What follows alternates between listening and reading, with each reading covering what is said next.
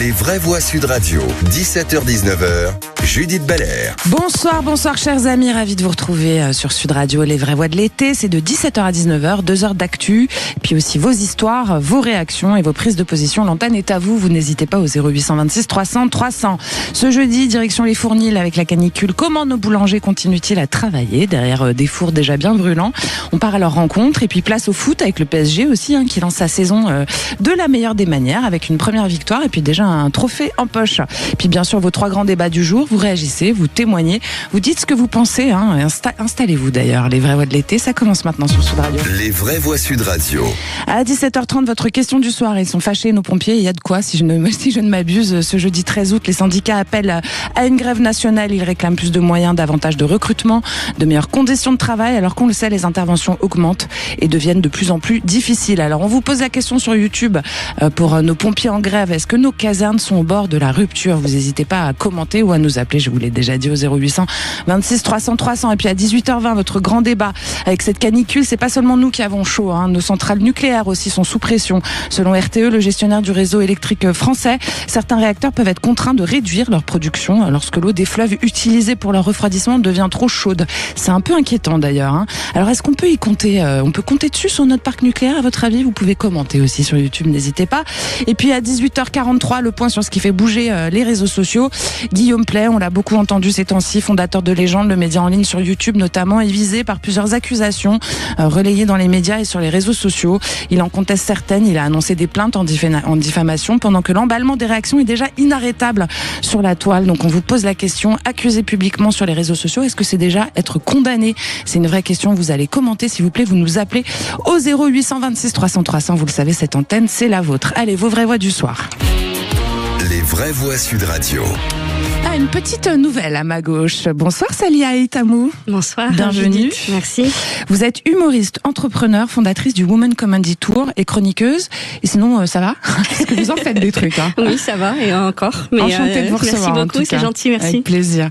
Jean-Christophe Couvi, deuxième soir. C'était un plaisir hier. On espère que ça va être aussi bien ce soir. Bonjour, c'est un abonnement, ça y est, on s'y fait. Vous êtes secrétaire national du syndicat de police Unité. Tout à fait. Allez, c'est parti pour la question du soir. Les vraies voix Sud Radio. Ils sont à bout, nos pompiers, et leur colère monte. Ce jeudi 13 août, les syndicats appellent à une grève nationale pour réclamer plus de moyens, plus de recrutement, de meilleures conditions de travail, tout simplement, car on le sait, sur le terrain, les interventions sont toujours plus nombreuses, plus lourdes et plus difficiles à assurer, évidemment. On vous pose la question sur YouTube, nos casernes sont-elles au bord de la rupture? A priori, elles en sont pas très loin. Pour en parler, on est avec le lieutenant-colonel Alain Larata. Bonsoir, lieutenant-colonel. Bonsoir. Alors vous êtes secrétaire du syndicat Avenir Secours, et puis vous sortez du bureau de Monsieur Nunez ce matin. Enfin, il n'y a pas très longtemps d'ailleurs. Alors, vous êtes content ou pas? Vous savez, l'objectif de la journée, puisque la journée a été très longue, on a enfin eu une place médiatique que l'on a espéré et souhaité pendant longtemps. Ouais.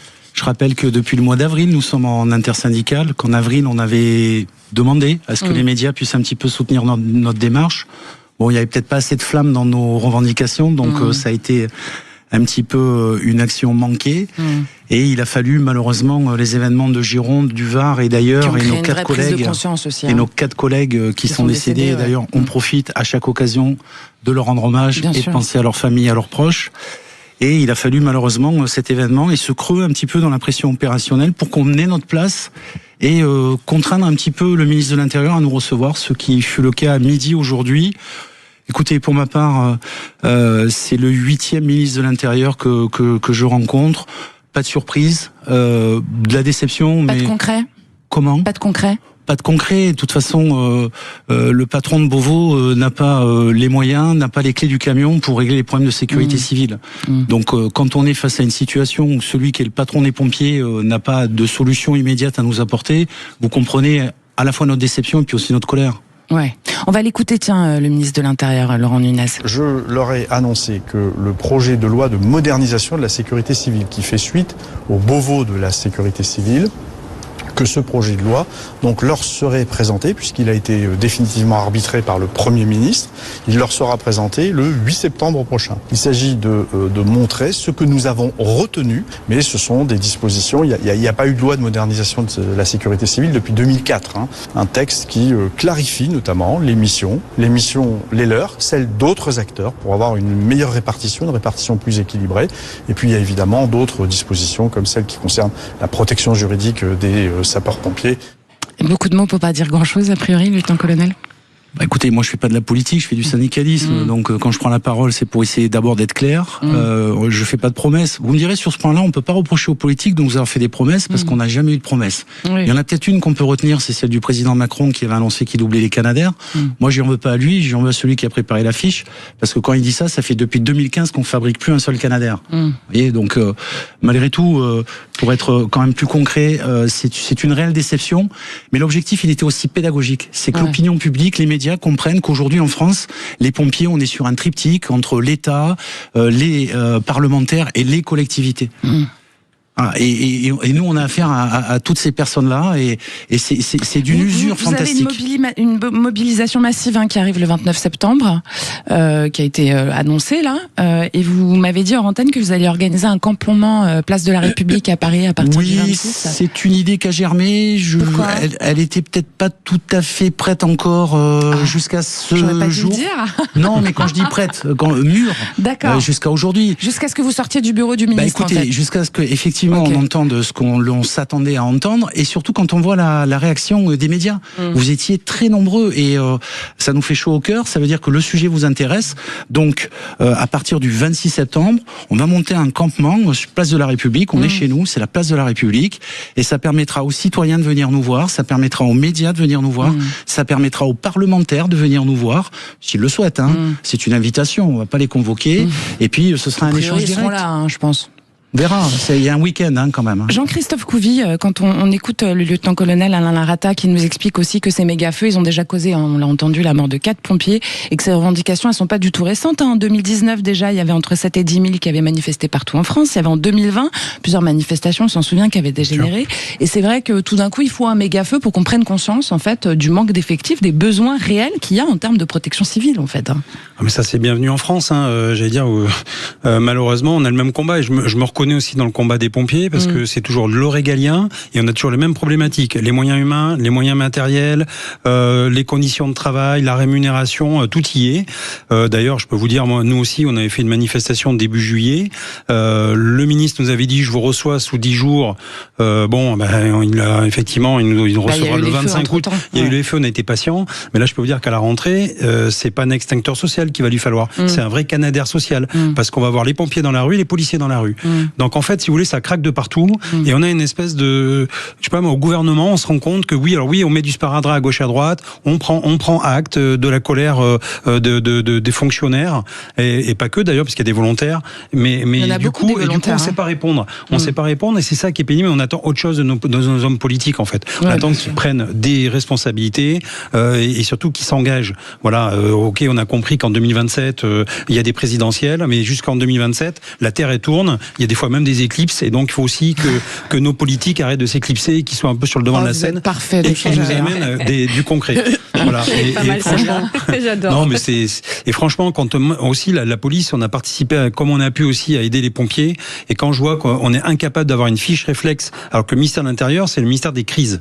Donc, par exemple, les CRS se proposaient pour venir monter des cantines. On peut par exemple produire 500 repas pour les pompiers, les citoyens, dès qu'il y a une crise, etc. Et en fait, on a une technostructure qui tremble et qui n'ose pas prendre ces décisions-là. On s'est battu aussi pour les lanceurs d'eau, les camions lanceurs d'eau qui sont venus en support des pompiers. Bien entendu, on veut pas faire le travail des pompiers, mais au moins on peut aussi convoyer des milliers de litres d'eau. Bien sûr. Et en fait, tout ça, on a vu qu'il a fallu faire du lobbying. Ils l'ont fait en Allemagne d'ailleurs. Mais en Allemagne, ils sont peut-être un peu moins bêta qu'en France, à un moment donné. Ils sont moins dans la lourdeur administrative aussi. Oui, mais nous, c'est pénible. En fait, il faut toujours pleurnicher, il faut toujours imposer. Et en fait, on se rend compte que nos ministres, s'il n'y a pas de pression, ils ne reçoivent pas. Ouais. Donc aujourd'hui, je peux vous dire que la pression, ils vont l'avoir parce qu'on en a marre d'attendre. Ben ça, on l'a bien entendu. Saleha Aïtamou, quand on écoute en fait les messieurs qui sont présents sur ce plateau et ce qu'on entend en général, en fait, on se rend compte qu'il y a un manque d'anticipation globale et que finalement, on est toujours dans l'urgence, le nez devant, et que finalement, c'est ça qui provoque aussi la colère.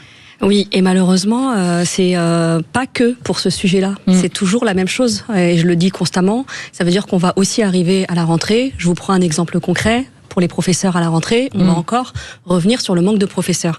Aujourd'hui en France, et j'en parlais puisque j'ai été reçue justement par la ministre déléguée de Laurent Nunez, qui est Marie-Pierre Védrenne, où justement on discutait de ce problème d'anticipation en France. Donc aujourd'hui en France, il faut trouver une solution. Ça veut dire que si on n'est pas capable d'anticiper sur des problématiques qu'on connaît aujourd'hui. Je veux dire, on le sait. On connaît tous que le réchauffement climatique, il est de plus en plus grave sur notre territoire. Si aujourd'hui, on est la 5e puissance mondiale où on n'est pas capable d'avoir et de mettre des moyens, parce que je pense qu'on les a, les moyens. Maintenant, c'est de les mettre en place et de pouvoir offrir justement... Il faut les mettre au bon endroit surtout. Il faut les mettre au bon endroit, on est d'accord. Quand je dis les mettre en place, c'est aussi les mettre au bon endroit et de prioriser les urgences. À un moment donné, quand nos premières en ligne de mire, les politiques ne font pas le travail nécessaire au départ, vous pouvez pas le faire aussi. Donc c'est toute une chaîne. Et à partir du moment où la chaîne, elle est déjà dès le départ cassée, comment voulez-vous faire ? Moi, je reprends juste des chiffres. On a 256 400 pompiers, dont 200 046 volontaires. 80% des effectifs. Exactement. C'est énorme. C'est énorme. Et alors, moi, je tiens quand même à dire quelque chose sur le volontariat en France, puisque c'est une catastrophe. Aujourd'hui, on a, comme sur les feux à Gironde, on a des volontaires qui sont venus justement venir aider une population française qui vient aider. Enfin, c'est beaucoup d'agriculteurs aussi. Exactement. Et on leur a dit, et pardonnez-moi le terme, on leur a dit non. Vous ne venez pas aider parce que... On leur a dit, il faut s'inscrire avant. Parce qu'il y a un protocole. Alors, c'est pareil, on en reparlait encore hier avec la ministre déléguée. C'est très bien d'avoir des protocoles, un cadre, des règles. C'est comme, le système judiciaire, etc. Moi, je suis pas contre ça. Par contre, à un moment donné, il faut savoir lever le verrou quand il faut et agir en urgence. Et ça, c'est vrai que notre pays, il est pas prêt, il est pas fait pour ça. Restez avec nous pour la suite de ce débat. On se pose la question, je vous rappelle sur YouTube, nos casernes sont-elles au bord de la rupture ? On est avec le lieutenant-colonel Alain Larata, qui est secrétaire général du syndicat Avenir Secours, pour continuer cette discussion. Il est 17h15 sur Sud Radio, à tout de suite. Les vraies voix Sud Radio, 17h-19h, Judith Belair. 17h17, un petit rappel de nos vraies voix. Saleha Aïtamou, humoriste qui... Ah non, c'est pas elle qui est avec sa gourde, c'est le lieutenant-colonel. On vous entendait dans le micro, mais tout va bien. Donc Saleha, vous êtes toujours humoriste, entrepreneur, fondatrice du Women Comedy Tour et chroniqueuse. Vous, Jean-Christophe Couvis, secrétaire national du syndicat de police unité, c'est la suite de votre question du soir, tout de suite. Les vraies voix Sud Radio. Ils sont remontés, nos pompiers, ils veulent se faire entendre. Ce jeudi 13 août, les syndicats appellent à une grève nationale pour réclamer plus de moyens en sortant du bureau de Laurent Nunez. Je tiens à le préciser. Davantage de recrutement, de meilleures conditions de travail, alors que les interventions se multiplient et que la pression sur les casernes ne cesse de monter. Donc on vous pose la question sur YouTube. Nos casernes sont-elles au bord de la rupture ? Tout simplement, vous n'hésitez pas à commenter.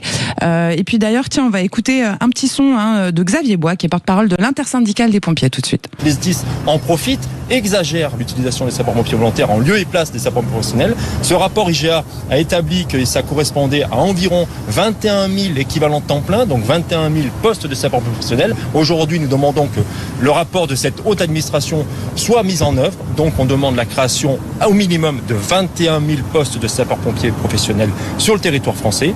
Et après, une grande cause nationale sur la santé des intervenants que nous sommes. C'était Xavier Bois, porte-parole de l'intersyndicale des pompiers. Je vais vous redonner la parole tout de suite, le lieutenant-colonel Alain Larata. Je rappelle que vous êtes secrétaire général du syndicat Avenir Secours. Mais tout de suite, on file au standard 0826 300 300. On accueille Eric. Bonsoir Eric. Bonsoir, vous nous appelez... Bonsoir Eric, vous nous appelez de Vic des Sauces, c'est ça ? Oui. Alors, vous êtes pompier volontaire et vous trouvez que le modèle de la sécurité civile à la française, c'est obsolète carrément ? Oui, exactement. Pourquoi ? Je partage beaucoup de ce qui a été dit dans votre émission. C'est obsolète parce que on voit bien qu'aujourd'hui, la limite, elle est atteinte tant sur le niveau des pompiers professionnels que sur les pompiers volontaires. On demande trop à tout le monde. Et il n'y a pas assez de monde pour répartir la tâche. Ouais. Vous, quand vous êtes pompier volontaire, vous travaillez comme un pompier normal, j'ai envie de dire ? C'est la même chose ? Moi, j'ai été les deux, en fait. J'étais pompier professionnel et maintenant que je fais la retraite des pompiers professionnels, je suis pompier volontaire. Vous connaissez le métier, quoi. Voilà, je continue mon engagement parce que voilà, c'est une passion. Mais aujourd'hui, on peut plus continuer comme ça. C'est plus possible. On vous entend, lieutenant-colonel Alain Larata. Quand vous écoutez notre auditeur Eric, qui donc est un ancien pompier professionnel, il vient de le dire, et qu'on entend aussi Xavier Bois juste avant, on se dit qu'il y a un abus en fait justement par rapport à ces pompiers volontaires qui pourraient être pour certains professionnalisés complètement et qui permettraient justement aussi d'avoir peut-être une meilleure maîtrise parfois du terrain, tout simplement. 3 éléments synthétiques. Le premier, c'est que le sous-effectif en pompiers professionnels participe à l'essoufflement des pompiers volontaires. Ouais. Les pompiers volontaires sont devenus la variable d'ajustement. Vous prenez 2 gros départements du sud de la France, je ne veux pas les citer pour me fâcher avec leur directeur, mais ils ont à peu près 300 équivalents temps plein qui sont tenus par des volontaires. Et ils disent c'est un avantage social, il faut le garder parce que sinon on n'a plus rien à leur donner à la place.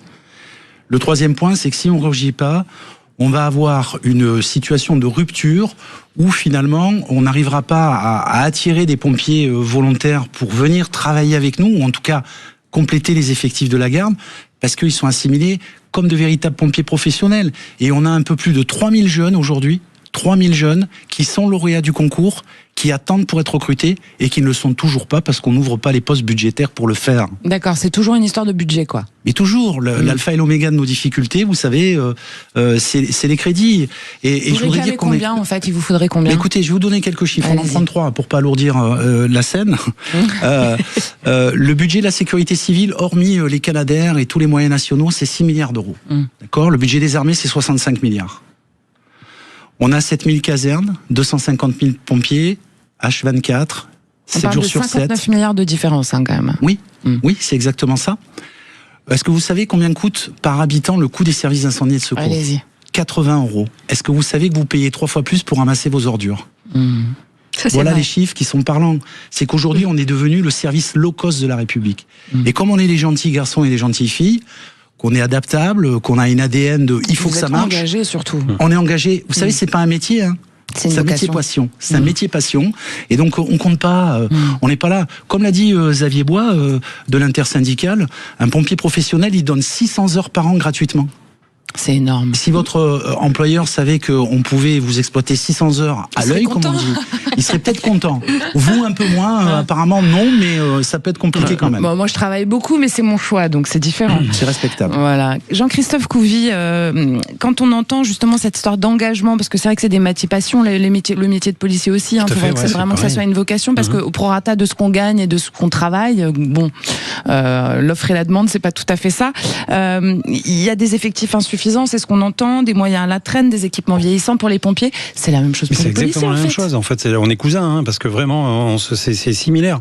Et tous les pans, j'allais dire, régaliens de la République vous disent les mêmes problématiques. Alors oui, c'est un métier passion, et d'ailleurs, c'est là-dessus qu'ils jouent. Parce qu'ils savent très bien que même en tant que policier, quand on a 3 millions de procédures qui sont toujours pas analysées et traitées, ils savent derrière que de toute manière, il y a des victimes. Et que nous, on peut pas refuser parce qu'on a des victimes. Moi, mes collègues, on discute avec eux, ils nous disent, moi je lâche pas le terrain, c'est pas possible, on peut pas faire autrement. Nous on a les gens, les yeux dans les yeux en fait, pas dans un canapé, dans un ministère. Les gens on les a, les yeux dans les yeux, ils nous disent les vérités, ils nous disent ce qu'ils pensent et on sert de tampon. Et donc ils savent et on joue là-dessus en fait pour dire bon de toute façon ils peuvent râler, dans tous les cas ils iront quand même au combat. Et donc ça c'est ce que nous aussi on dénonce. Après on fait attention aussi parce que nous aussi on a une réserve opérationnelle dans la police nationale. C'est une bonne chose parce que au moins les citoyens lambda peuvent participer aussi à l'effort de sécurité, voir comment les policiers travaillent, mais attention que ça ne devienne pas non plus une variable d'ajustement, parce qu'à la fin on va nous dire, vous savez quoi, on va moins recruter de policiers, parce qu'on sait qu'on a une manne de volontaires, qu'on va mettre mais qui de sont temps en formés temps. Aussi de ils sont formés en 15 jours. Hein.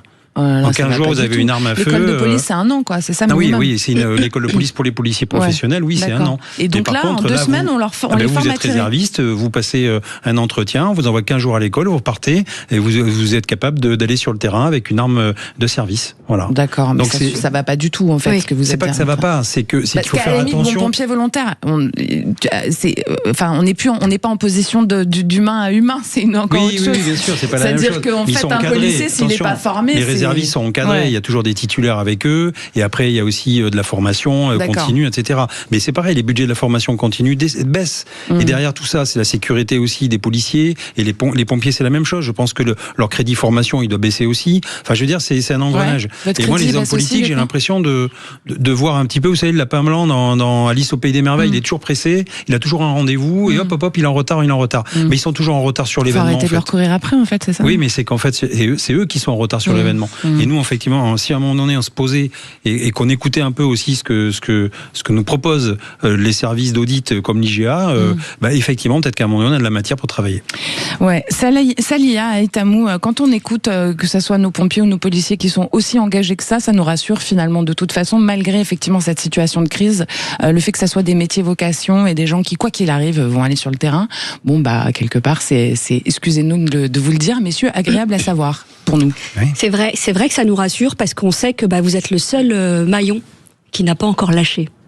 Et je suis complètement d'accord avec ce que vous dites. Ça veut dire qu'à partir du moment où c'est des métiers de passion, c'est des métiers où vous avez vraiment envie de le faire, où vous vibrez avec ces métiers-là. Les pompiers, la police, c'est des métiers que tout le monde n'a pas envie de faire, mais quand on le fait, c'est un vrai engagement. Et pour le coup, forcément, vous êtes le maillon qui n'a pas encore lâché notre pays. Et forcément, nous, on est heureux, en tout cas, de vous trouver quand on a besoin de vous, faut le dire. Sûr, que ce soit les pompiers, la police. Maintenant, il faut que le gouvernement, il faut que le ministère suive. Parce que à un moment donné, il va épuiser sa population. Et quand je dis sa population, il va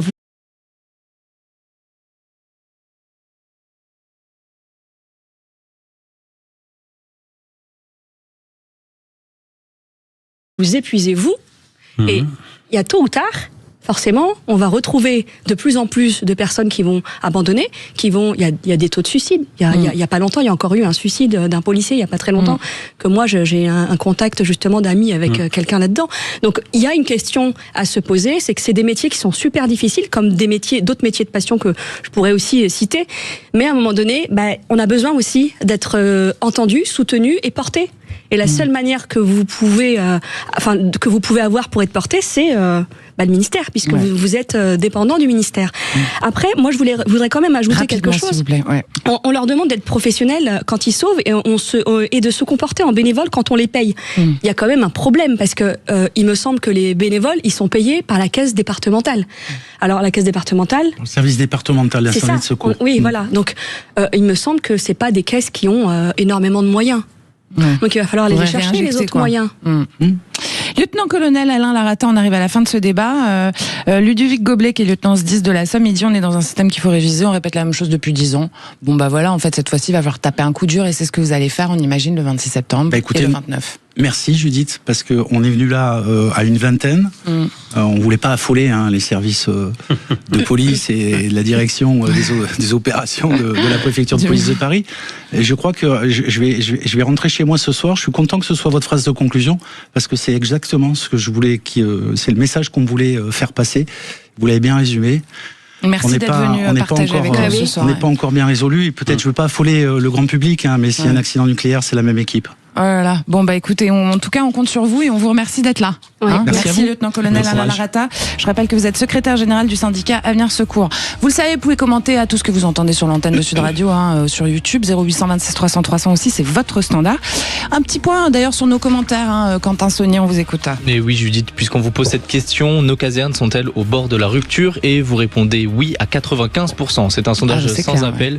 Vous nous laissez aussi beaucoup de commentaires. On a Yacine qui nous dit pas seulement les casernes de pompiers, les commissariats aussi, mais seulement où trouver l'argent. Et on a Léon qui nous dit je plains les pompiers de tout mon cœur, c'est une profession aux conditions de travail désastreuses, le tout pour une reconnaissance au ras des pâquerettes. Nous, on vous reconnaît et on vous remercie. Bravo les pompiers, merci pour votre travail cet été contre nos incendies et qui continue tous les jours. Il est 17h28 sur Sud Radio. Dans un instant, c'est le tour de table de vos vraies voix. À tout de suite. 17h20, les vraies voix Sud Radio. 17h-19h, Judith Belair. Merci d'avoir choisi Sud Radio et bienvenue si vous nous rejoignez. À 17h31, c'est le tour de table de vos vraies voix. Les vraies voix Sud Radio. Jean-Christophe Couvi, vous voulez nous parler du président Denis Chatin de la SNSM de l'île de Ré, qui a écrit un livre, La mer des hommes, et qui décrit une réalité que vous allez nous raconter. Oui, tout à fait. C'est dans la lignée des pompiers, en fait. On ne parle pas non plus de ces personnes, ces hommes et ces femmes. Et en fait, début juillet, il y a des rencontres dans la vie qui se font. Et j'ai rencontré Denis Chatin. Et effectivement, quand on voit l'homme, et on comprend tout de suite, vous savez, c'est un homme fort comme le bois, là, dur comme le bois, avec un cœur gros comme ça, comme on dit. J'en ai vu dans le rugby, dans la police, un peu partout. C'est des gens sur qui émanent d'eux une force tranquille et avec lesquels on pourrait les suivre au bout du monde. Et en fait, cette personne-là, alors, bien sûr, m'a offert son livre. Il a écrit un livre parce qu'il veut témoigner de la réalité qui est souvent très brute, froide, du sauvetage en mer, et aussi il émane de la peur, parce qu'il faut pas croire que ce sont des super-héros. Ils y vont parce que là aussi, c'est une passion. Le froid, la solidarité, enfin toutes les... La terre, la mer, le vent. Ouais, c'est ça, et tout ce qu'on peut, en fait, j'allais dire, nous aussi, ressentir dans notre métier. Et ces personnes-là, faut savoir, donc du coup, pareil, l'État participe qu'à 15% des budgets, donc tout le reste sont des dons des particuliers qui soutiennent les sauveteurs en mer et qui font un travail formidable.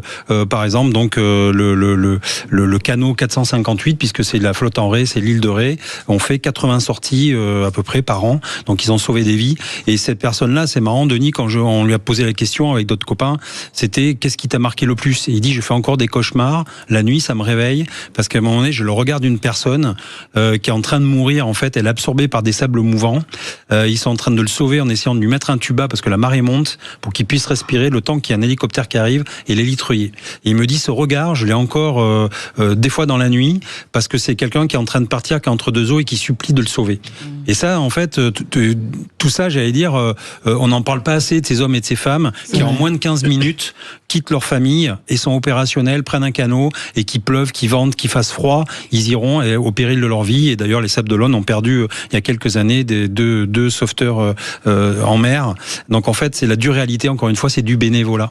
Pas un copec, Comment ils ça sont se pas fait, payés. ça ça se fait que justement, c'est les grandes questions que moi je me pose. Non, et mais ça paraît hallucinant. Je lui ai posé, j'ai dit, mais je comprends pas, c'est une mission régalienne. Et d'ailleurs, pourquoi est-ce que les plaisanciers qui payent des taxes dans les ports, pourquoi est-ce qu'il n'y a pas une petite partie de cette taxe qui reviendrait à la SNSM? Mais pourquoi il n'y a pas, c'est aussi pour eux. Pourquoi ils ne sont pas salariés, tout simplement? Parce qu'en fait, l'État a bien compris qu'il valait mieux mettre des bénévoles et que ça leur coûte rien. Cher. Voilà, il n'y a pas de retraite à payer. Tu dois mettre des auto-entrepreneurs, c'est qui ont inventé le statut. Je pense que des députés sont là aussi pour porter ces sujets, les politiques, et à un moment donné, il faut se pencher dessus. Donc c'est un appel aussi, peut-être s'il y en a des élus qui écoutent ce message, de dire penchez-vous un petit peu aussi sur ces hommes et ces femmes. Je crois qu'ils sont 200 000 en France. 200 000 bénévoles. Oui, exactement, et qui sauvent des vies tous les ans et qui, du jour au lendemain, enfin comme je vous dis, en moins d'un quart d'heure, ils sont opérationnels, ça bip, ils partent, et en fait, il y a une espèce de cohésion.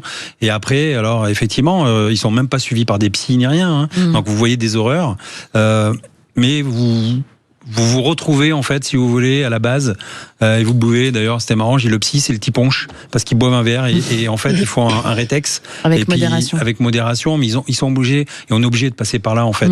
Donc, lisez ce livre, La mer des hommes, il y a beaucoup d'humour aussi dedans, c'est très, très froid, mais en même temps, c'est chaleureux, parce que justement, ça vous donne un peu leur vision des choses. D'humanité et de cohésion, parce que c'est le mot qui me revient, moi, quand je vous écoute, la cohésion, ça fait du bien de savoir. C'est très important, la cohésion. On l'a vu d'ailleurs dans les derniers incendies, on s'imagine pas la France. L'humanité liée entre les pompiers, les agriculteurs et les gens dans la rue qui viennent spontanément pour aider. Alors on a une vision très bobo des fois de la France, les grandes agglos, et il y a la France, j'allais dire le reste du monde, mais le reste de la France qui est très solidaire en fait. Vous le voyez dans les clubs de sport, vous les voyez dans les villages, vous les voyez dans les associations, et heureusement on a ce tissu associatif qui est là et c'est bénévole pour aider les gens. C'est beau. Voilà. Merci beaucoup. Salia et Tamou, quand on entend justement ces histoires de peur, de froid, de dureté, mais qui sont sublimées par cette solidarité en fait quotidienne de ces femmes et de ces hommes qui s'engagent au risque de leur vie pour 0 copec. Moi, ça me touche, ça me touche beaucoup parce que moi, je suis quelqu'un de très humaniste et très empathique aussi, donc forcément, ça peut que me toucher. Et puis, je me dis que d'un côté, on est peut-être oublié, mais de l'autre, il reste quand même quelque chose. Et ce quelque chose-là, en fait, il faut le préserver, parce que sinon, il reste plus rien. et avec rien on fait rien. Donc concrètement, on va pas. Voilà, moi quand j'entends des histoires comme ça, je suis énormément touchée. Je me dis que au moins il reste des personnes qui s'engagent malgré qui n'aient pas les moyens, en tout cas qui sont mis en place. J'ai pas les chiffres exacts du bénévolat en France. Je m'y étais intéressée il y a pas longtemps parce que autant dire qu'après Pôle emploi, je crois que c'est le bénévolat en France qui a le taux de... Après France Travail, ça a changé de nom. Oui, c'est vrai, France Travail. Alors, je me fais avoir aussi. Pôle emploi, bon, c'est la même maison, mais... C'était pour Pôle emploi, à l'époque. Je vais pas rentrer dans le débat des changements de nom en France. On va pas s'en sortir sinon. C'est ça, mais France Travail, c'est vrai. Après France Travail, c'est le pourcentage de bénévoles en France. Quand je l'ai découvert, alors je l'ai plus en tête, mais il est énorme. Et moi, il y a une fois, je vous raconte la petite anecdote, j'étais invitée à un événement avec Valérie Pécresse, et quand elle a pris la parole et qu'elle a parlé un peu, elle a dit, moi je fais du bénévolat plus. J'avoue que j'ai pas encore mais moi j'aimerais bien qu'on me l'explique, parce que c'est resté dans ma tête, et si je vous en parle encore aujourd'hui, l'événement a eu lieu. Valérie Pécresse, elle est bénévole? Plus. Donc, les bénévoles payés, quoi. Donc, c'est ça que ça veut dire. Alors, justement, s'il y a du bénévole plus qui existe, et qu'il est possible de le faire, faisons-le. Ouais, mais ça va coûter trop cher encore, c'est ça qu'on Oui, mais à un moment donné, vous pouvez pas demander constamment à des gens de venir et d'intervenir et de mettre leur vie en danger sans même avoir un minimum de reconnaissance. Salia, on aime bien parce que vous êtes engagée dans ce que vous dites, Salia Itamou. D'ailleurs, vous allez nous parler, vous, d'un truc qui vous a bien touché, c'est l'affaire du Paname Comedy Club. C'est un humoriste viré parce qu'il a voulu être payé. Oui, exactement. Et on est bénévole. Voilà. On est complètement. Moi, il y a des fois où on me demande d'aller animer gratos aussi. Ça arrive souvent. Oui, voilà. Mais bon, à un moment donné, si c'est pour une bonne cause, on y va. Si c'est pour une cause, on se pose pas la question. Si c'est de temps en temps, pourquoi pas? Si c'est pour une bonne cause, on y va. Sinon, il n'y a pas de raison. C'est quand ça devient une habitude, ou que ça devient, là, notamment, on parle des humoristes. Donc c'est vraiment le sujet que j'ai choisi. En fait, les humoristes, c'est leur métier. Moi-même, la première, je joue depuis 2 ans. Je préfère même pas rentrer dans ce que j'ai pu découvrir dans ce métier-là, parce que franchement... Il y a plein de clubs où vous êtes au chapeau aussi, non? Exactement, à part de la déception pour l'instant, en tout cas, voilà. D'accord. Pourquoi je le fais? Encore une fois, on revient à des métiers de passion. Et c'est pour ça que tout à l'heure je disais, c'est qu'en fait c'est un métier de passion, c'est un métier où si vous vous accrochez pas à ce que vous voulez, à l'objectif que vous voulez atteindre, merci, au revoir, quoi. Je vais pas pointer chez France Travail, en fait. Donc à un moment donné, là il y a eu la polémique du Paname Art Café. Sylvain Ferjot, il a fait une vidéo qui a fait 3,7 millions de vues, donc c'est pas rien, c'est énorme. Derrière tout ça, il y a une vraie problématique et un vrai débat à avoir. Et d'ailleurs, il va falloir que la ministre de la Culture, elle s'en saisisse. C'est ça, elle se saisisse et elle tende plus que l'oreille, parce que on a un vrai problème des artistes qui sont bafoués. Pourquoi? On a des artistes qui sont facturés soit en auto-entreprise, et quand je dis en auto-entreprise, je pèse mes mots. La majorité du temps, ils n'ont pas de cachet d'intermittent, parce que c'est comme vous dites tout à l'heure, au chapeau. Une fois qu'il y a la facture, je parle sur la facture de l'auto-entreprise, sur 50 €, il y a 25 € qui restent dans la poche de l'humoriste, sans compter que les humoristes n'ont aucune protection, ni maladie, ni chômage, ni retraite. Il y a le statut d'intermittence du spectacle qui n'a pas changé depuis 1930, pour pas donner la vraie date, je la connais pas, mais en tout cas 1930, ça fait très loin. Et du coup, il n'y a pas de vraie protection. Il y a le chapeau, on en parlait, le chapeau c'est quoi? C'est du black. Alors, je suis pas contre, on va pas, 10 balles, 20 balles, 30 balles, 40 balles, on est d'accord. Donc, aujourd'hui, en France, il faut, à un moment donné, revenir sur la réalité. C'est que si c'est illégal, comme on le dit et qu'on le sait tous, il faut leur donner un vrai statut. Il faut leur donner une vraie raison d'être, une vraie raison de vivre. Aujourd'hui, les humoristes, on est là pour quoi? Moi, quand je joue sur scène, je suis là pour quoi? Je suis là pour raconter les gens. On est d'accord, je suis là pour raconter des choses, des vérités, des histoires. Et puis, d'y mettre un peu de cœur, un peu d'amour, un peu de rire, etc. Les gens, ils vont au spectacle. Il y a 800 spectacles aujourd'hui qui se produisent en France, sur Paris déjà. 800 spectacles par jour à Paris. Donc, tout confondu. Donc, j'ose dire que l'humour, il y a beaucoup de spectacles d'humour aujourd'hui à Paris. Sur le territoire national, c'est pareil. Comment voulez-vous qu'un artiste, un humoriste puisse continuer à faire ce qu'il aime si on lui donne pas les moyens? On en revient aux pompiers, on en revient à la police, on en revient. Donc on a un modèle qui a été construit dans notre pays en France où il va falloir revoir ces choses-là. Et encore une fois, j'insiste, les protocoles c'est bien, mais à un moment donné, il faut se saisir véritablement des choses et des dossiers pour avancer. La dernière des choses que je veux dire, c'est quoi? C'est la ministre. Alors là, moi, je l'interpelle parce que c'est très bien, mais à un moment donné, il faut que la ministre, elle se saisisse de ce dossier-là. Donc aujourd'hui, on a Catherine Pégard. C'est ça. Et j'allais le dire, Catherine Pégard. Je le demande, mais formellement, vraiment, il nous faut une charte des comédie clubs, un cachet minimum garanti, la fin des factures et un label éthique pour les salles qui respectent les artistes. Pourquoi ? Parce que pour l'instant, on fait le beurre des salles et Madame la Ministre, si vous m'entendez, sachez que c'est à vous de tartiner les droits qui font avec. Quand on parle de ces modèles engoncés, en fait, on se dit que même les humoristes, ils vont aller dans la rue avec les policiers et les pompiers. On a l'impression que c'est absolument tout le pays, Jean-Christophe Couvi, qui est comme ça. On n'est pas loin du craquage, là. Hein. Oui, mais je pense qu'on arrive au bout d'un système où on vit sur un système qui est vieillot. Et aujourd'hui, c'est normal, tout le monde revendique, tout le monde essaie de s'améliorer. Là, par exemple, moi, je comprends même pas qu'on puisse pas cotiser parce que, en fait, un cachet, c'est une cotisation sociale, cotisation retraite. On cherche justement des assiettes de cotisation et en fait, vous y avez droit. Donc, encore une fois, il faut. Et puis, on ferme les yeux sur effectivement sur cet argent black. C'est l'exploitation en fait, parce que quelque part, donc, si vous venez gratos pour remplir une salle, qu'on vous donne juste une petite participation, mais que derrière la salle, elle se fait beaucoup d'argent. C'est ça c'est la redistribution. Donc à un moment donné, c'est normal. C'est la propriété aussi intellectuelle. Vous êtes là, vous créez, c'est de la création. Il y a des gens qui suivent, et donc je trouve ça normal qu'il y ait une rétribution à hauteur de l'investissement en fait qui est passé, qui est dépensé. On a l'impression quand même que depuis le début de cette émission et depuis quelques jours aussi d'ailleurs qu'il y a une espèce, c'est comme si le fil était en train de se distendre à un moment donné.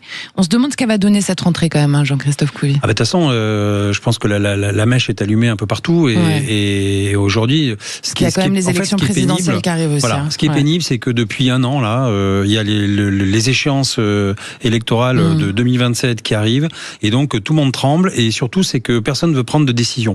On le voit dans les ministères.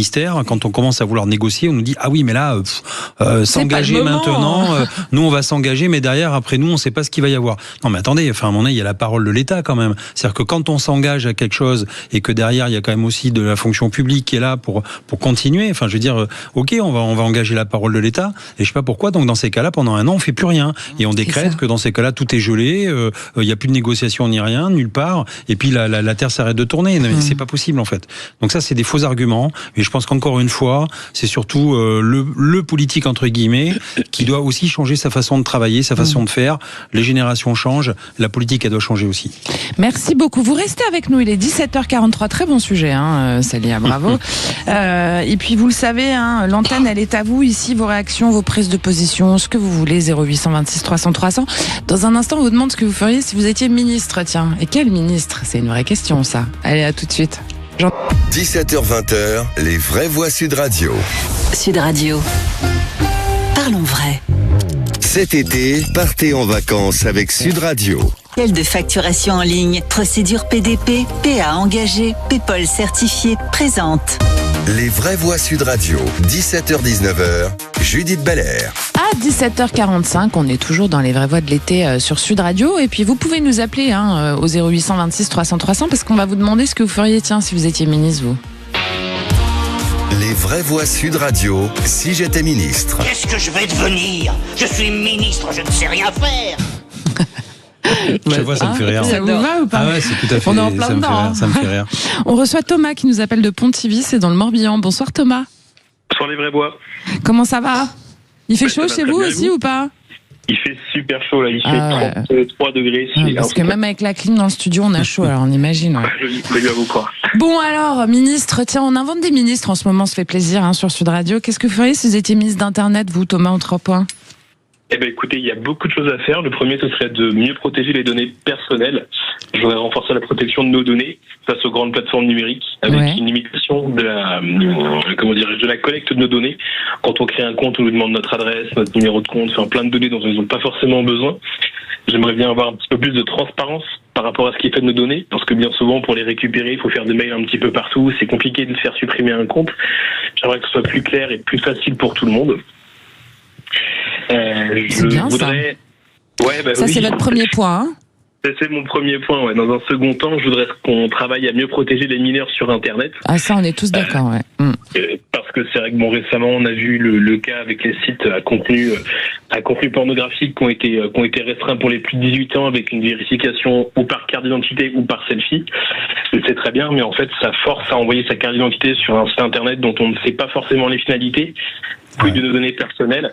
Donc j'aimerais pouvoir étendre ce système au moins dans un premier temps à toutes les plateformes style réseaux sociaux pour éviter qu'un jeune de 10, 11 crée un compte sur Instagram ou sur TikTok et soit influencé. Ça, a priori, à partir de la rentrée, interdiction totale des réseaux sociaux pour les moins de 15 ans avec reconnaissance faciale et tout le team. Hein. Voilà, je suis en plein dans le thème. Vous êtes en plein dedans, c'est bien, bravo, parce que c'est vraiment important. Je pense aux parents comme moi qui ont des enfants. Moi, par exemple, ma fille, je lui disais pas de réseaux sociaux avant 15 ans et c'était une vraie guerre jusqu'à ce que je lui dise tiens, c'est pas moi qui décide. Voilà. Donc on est content. Merci l'État pour une fois. Allez-y, continuez Thomas, on vous écoute. Et donc sur le troisième et dernier axe, on va renforcer un petit peu la souveraineté numérique de la France. Parce on dépend de beaucoup de plateformes américaines avec les GAFAM en l'occurrence, pour pas les citer. Et je pense qu'il serait important de se redévelopper un petit peu à l'échelle française et européenne afin que demain on n'est pas à l'abri d'un conflit mondial ou de quoi que ce soit. Et est-ce qu'on nous coupe les vannes et on se retrouve sans drive, sans intelligence artificielle, sans stockage, sans rien du tout, sans data center. Et je pense qu'honnêtement il y a de quoi faire pour se protéger et pour devenir un petit peu plus puissant à ce niveau-là. Merci Thomas pour ces bonnes idées. C'est vrai, Salia, que quand on y pense, en fait, si demain Internet coupe et qu'on n'a plus nos drives, notre intelligence artificielle et nos iPhones qui fonctionnent, enfin nos smartphones en général, pardon, ça va être bizarre. On n'arrive plus à se projeter dans un monde sans tout ça. Hein. C'est très compliqué et c'est très marrant, Judith, ce que vous me dites, parce que il y a 2-3 jours, quand je parlais avec ma mère, que j'embrasse d'ailleurs. Bisous maman.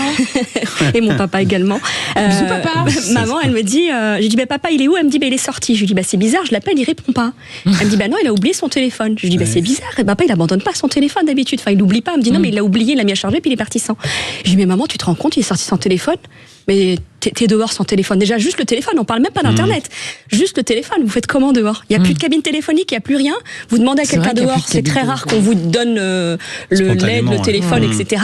Donc vous faites comment? Rien que le téléphone. Donc j'ose même pas imaginer Internet. Enfin, moi, vous me coupez Internet.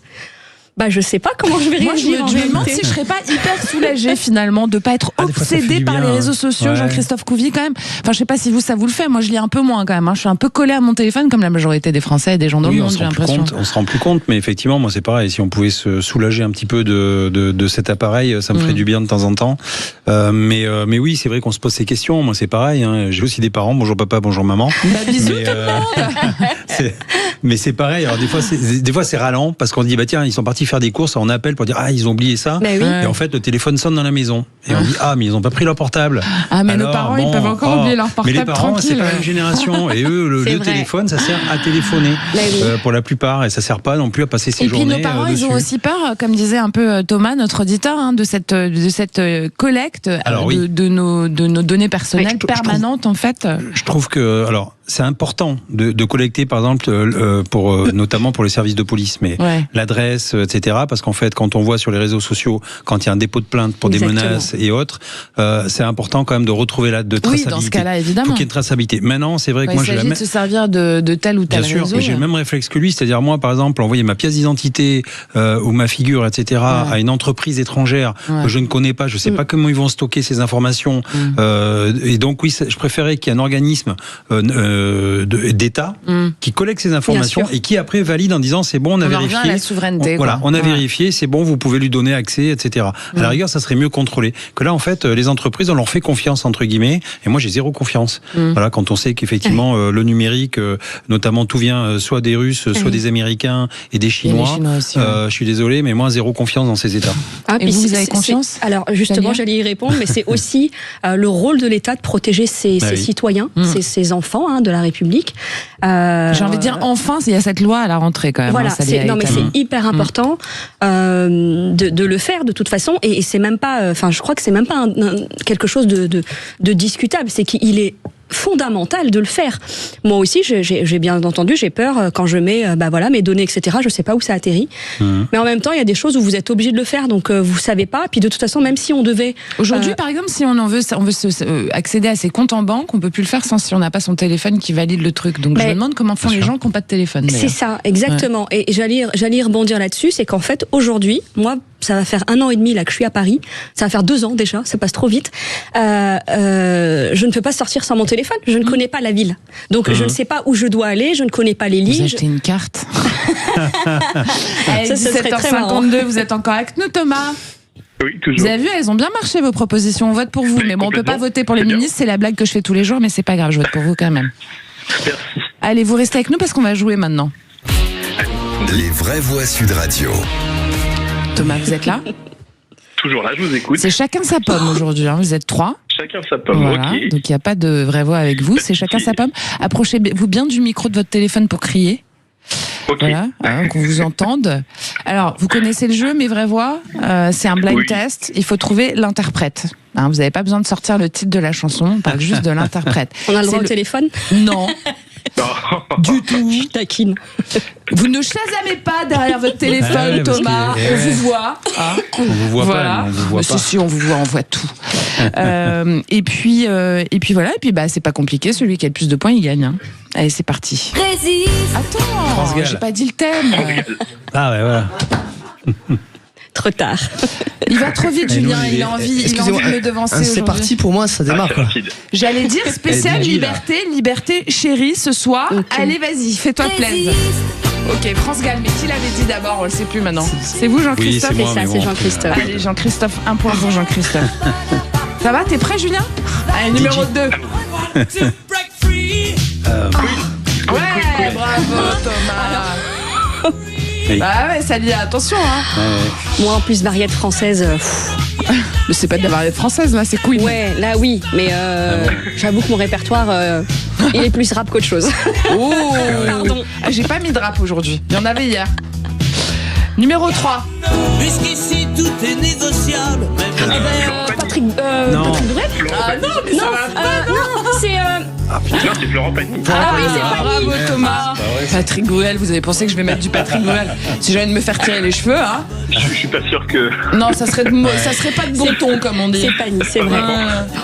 Allez, numéro 4. I want to fly away. Yeah. C'est ma génération. Ah, ça, c'est pas du tout. Et c'est la vôtre aussi, hein. C'est un black, mais. Oui, c'est un black, oui. Ouais, bravo, Thomas, vous êtes au top. Salia, vous avez pas de points. Non, là, vraiment, là. Faut se réveiller, là. Alors, bon, celle-là, elle est facile, numéro 5. Johnny. Ah, direct. Ouais, Johnny, ouais. Vous êtes trop bon.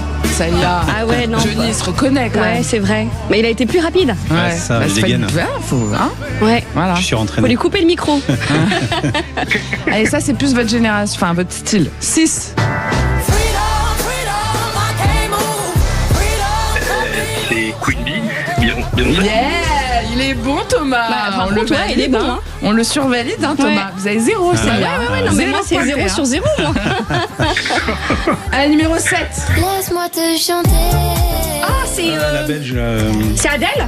Ouais, non, c'est pas ça. Non, c'est pas Adèle. Non, la belge, comment ça s'appelle? Moi, je vous l'ai, mais je l'ai. Bah, allez-y, hein, c'est pour vous, jouez. Hein. Ouais. Vous êtes Angèle, gentil, on vous adore, Thomas. Ça lie enfin. Ouais, bah ça y est là. C'est même la musique de votre génération. Par contre, oui, c'est vrai. Bon, ça, c'est un peu moins de votre génération. 8. Ah bah, je connais la chanson, mais Bah ouais. La chanson, ouais, mais Tina Turner. Non. Non. Allez, je compte jusqu'à 5. Putain, je sais plus comment elle s'appelle. Vous avez vu les Blues Brothers, non? Récemment, il me semble. Les Blues Brothers. 1, 2, 3, 4, 5. Aretha Franklin. Ah, c'est vrai. Aretha. C'est vrai. Quand même. Faut revoir les Blues Brothers. Il est excellent, ce film. Allez, numéro 9. Je veux de l'amour, de la joie. Ah ouais, ça il est trop fort. Exact. 0, ça. Bah ouais, je sais. Ah, non, mais là, vous rattrapez. Hein. Fallait mettre du rap. J'ai compris le petit message pour demain. On va mettre du rap avec Bruno Pomar, ça va être rigolo. Surtout que... Ah oui, pour les pattes, c'est parfait, ça. Et oh là là, je sais pas si nous écoute là, mais... Et numéro 10. Oh là là. Ça aussi, c'est votre génération. C'est connu, ouais. J'ai pas les titres, moi. J'ai pas les... Il chantait Happy aussi. Williams. Pharrell Williams, exact. Putain, Thomas, vous les avez explosés. Je suis là. sûr qu'il a Shazam. 1, 2, 3, 4, 5, 6, 7. Il a pas le temps. Avec un téléphone, franchement, c'est pas jouable. 7 pour Thomas, 2 pour Christophe, 0 pour Salia. Ouais. Ah là là, C'est nul. catastrophe. Bravo Thomas. Vous allez vous rattraper demain, Salia. C'est ça. Bravo Répertoire, Thomas, oui bravo. Il gagne quoi d'ailleurs? Bravo Thomas. On gagne rien. Ah, il gagne rien. Juste un petit applaudissement comme ça et un gros bisou. Bon. Merci Thomas. Tous les vrais voix. Si vous voulez faire Merci. comme Thomas, vous nous appelez au 0826 300 300. Vous pouvez jouer avec nous, tout C'est ça. simplement. Bah, c'est pour le plaisir en fait. C'est pour le kiff. C'est du bénévolat. Voilà. C'est du Non, mais Thomas, bénévolat. il doit être tout le temps en train d'écouter des musiques, en train de les Thomas, enregistrer. pour travailler, faut pas faire qu'écouter la musique. C'est ça. Ouais, il a le droit d'être en vacances peut-être aussi, on sait jamais. Bon, en tout cas, si vous voulez faire comme Thomas, 0826 300 300, il y a le 7 20 18 aussi par SMS avec VV, si vous voulez qu'on vous réponde. Et puis il y a je participe à sudradio.fr si vous voulez participer à ce que vous entendez à l'antenne. Allez, vous restez avec nous dans un instant. On se pose des questions avec cette canicule, ces canicules à répétition. Il y a beaucoup de problèmes et il y a notamment un problème auquel on pense pas forcément. Et ben, c'est notre système électrique qui encaisse sévèrement la chaleur. Nos centrales nucléaires baissent de production. Donc c'est un vrai sujet. Allez, restez avec nous, à tout de suite.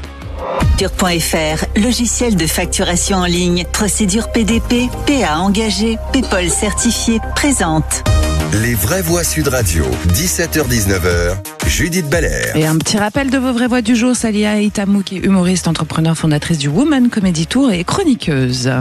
Et puis Jean-Christophe Couvi, secrétaire national du syndicat de police Unité. C'est parti pour votre grand débat. Les vraies voix Sud Radio. Tout comme nous, notre système électrique encaisse la chaleur. Selon RTE, le gestionnaire du réseau électrique, quand les températures grimpent, certaines centrales nucléaires peuvent être contraintes de lever le pied, notamment parce que l'eau des fleuves utilisée pour les refroidir devient trop chaude. Mais je pense qu'il y a d'autres problèmes. Alors avec des étés toujours plus chauds, on est à même de se poser la question, et on vous la pose d'ailleurs sur YouTube, peut-on compter sur notre parc nucléaire? Pour en parler, nous sommes avec Thomas Pellerin-Carlin. Bonsoir Thomas. Bonsoir. Bienvenue. Vous êtes député européen Place Publique, ancien chercheur et directeur du Centre Énergie de l'Institut Jacques Delors, spécialiste de la politique européenne de l'énergie. Je l'ai bien descendu, Très bien. Alors, très simplement, à la date d'hier, Thomas, 13 réacteurs sur 57 étaient affectés par des contraintes environnementales. Il y en a 8 complètement à l'arrêt, 5 en fonctionnement réduit. On est à même d'être un peu inquiet, non? Alors, il n'y a pas raison de s'inquiéter, c'est un phénomène qui est assez récurrent. On connaît des vagues de chaleur en France de plus en plus, et EDF est évidemment tout à fait prêt à gérer ça. Pour vous dire, en fait, en termes de production électrique française, on est à peu près dans la même situation que au même moment l'année dernière, ou il y a 2 ans, ou il y a 3 ans. On continue malgré tout à exporter de l'électricité, et un des avantages qu'on a, c'est une source d'énergie renouvelable qui produit beaucoup en ce moment, c'est évidemment les panneaux solaires, et donc c'est un exemple de la complémentarité entre le nucléaire et l'énergie solaire. D'accord, donc s'il y a une baisse ou qu'il y a encore plus de centrales nucléaires, pour vulgariser un petit peu pour nos éditeurs qui sont à l'arrêt, on risque pas de plus avoir d'électricité demain, quoi. Ah oui, vraiment, à court terme, il n'y a aucun problème. Encore une fois, on continue à exporter. À long terme, c'est évidemment un des éléments que EDF est en train de regarder, notamment pour pouvoir, il faut adapter toute la France au dérèglement climatique, y compris du coup la production d'électricité. Il y a un volet spécifique au nucléaire, mais il y a aussi ce volet de développement des énergies renouvelables, l'éolien et surtout le solaire pour ce qui est de la question estivale. Alors par rapport justement à cette prévention dont on parle beaucoup depuis le début de cette émission et qui fait faillite, j'ai envie de dire, sur certains sujets, pour l'électricité, est-ce que cette prévention et cette organisation en amont de ce qui peut se passer dans 2 ans, dans 5 ans, dans 10 ans est faite selon vous? Alors le système électrique est vraiment un des pans de l'économie française qui est aujourd'hui le plus adapté au dérèglement climatique. C'est des choses qui ont été faites, c'est des choses qui sont connues, il y a des ingénieurs qui ont travaillé. Donc il y a un vrai défi estival, il y a aussi le défi des inondations et des tempêtes qui est plus problématique.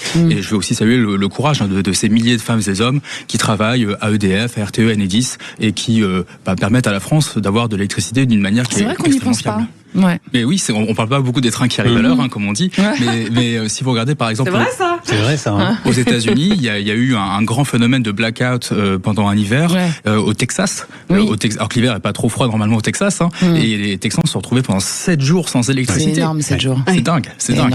Et nous, grâce à des investissements qui ont été faits, grâce à une véritable planification. Parce que c'est des investissements publics aussi. Absolument. C'est des investissements publics, aussi des investissements privés. Il y a une ville par exemple dans laquelle je vais me rendre bientôt à Andilly-les-Marais en Charente-Maritime. Ils ont investi dans leur propre parc éolien. Donc il y a aussi s'arrêter-là, il y a aussi nos éleveurs en France qui ont beaucoup investi dans l'énergie solaire. Donc il y a aussi évidemment la planification de l'État, mais qui s'appuie sur les élus locaux, sur les éleveurs. Les élus locaux, ils sont très importants justement pour tisser ce maillon. Ils sont fondamentaux en effet. Donc développer les énergies renouvelables, c'est essentiel, et notamment le solaire pour l'été.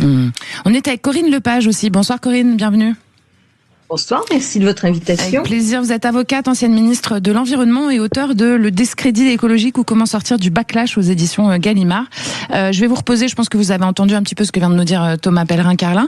Je vais vous reposer la question à vous, tout simplement. Peut-on compter sur notre parc nucléaire et est-ce qu'on est, en termes de prévention et de projection, au bon endroit en France ?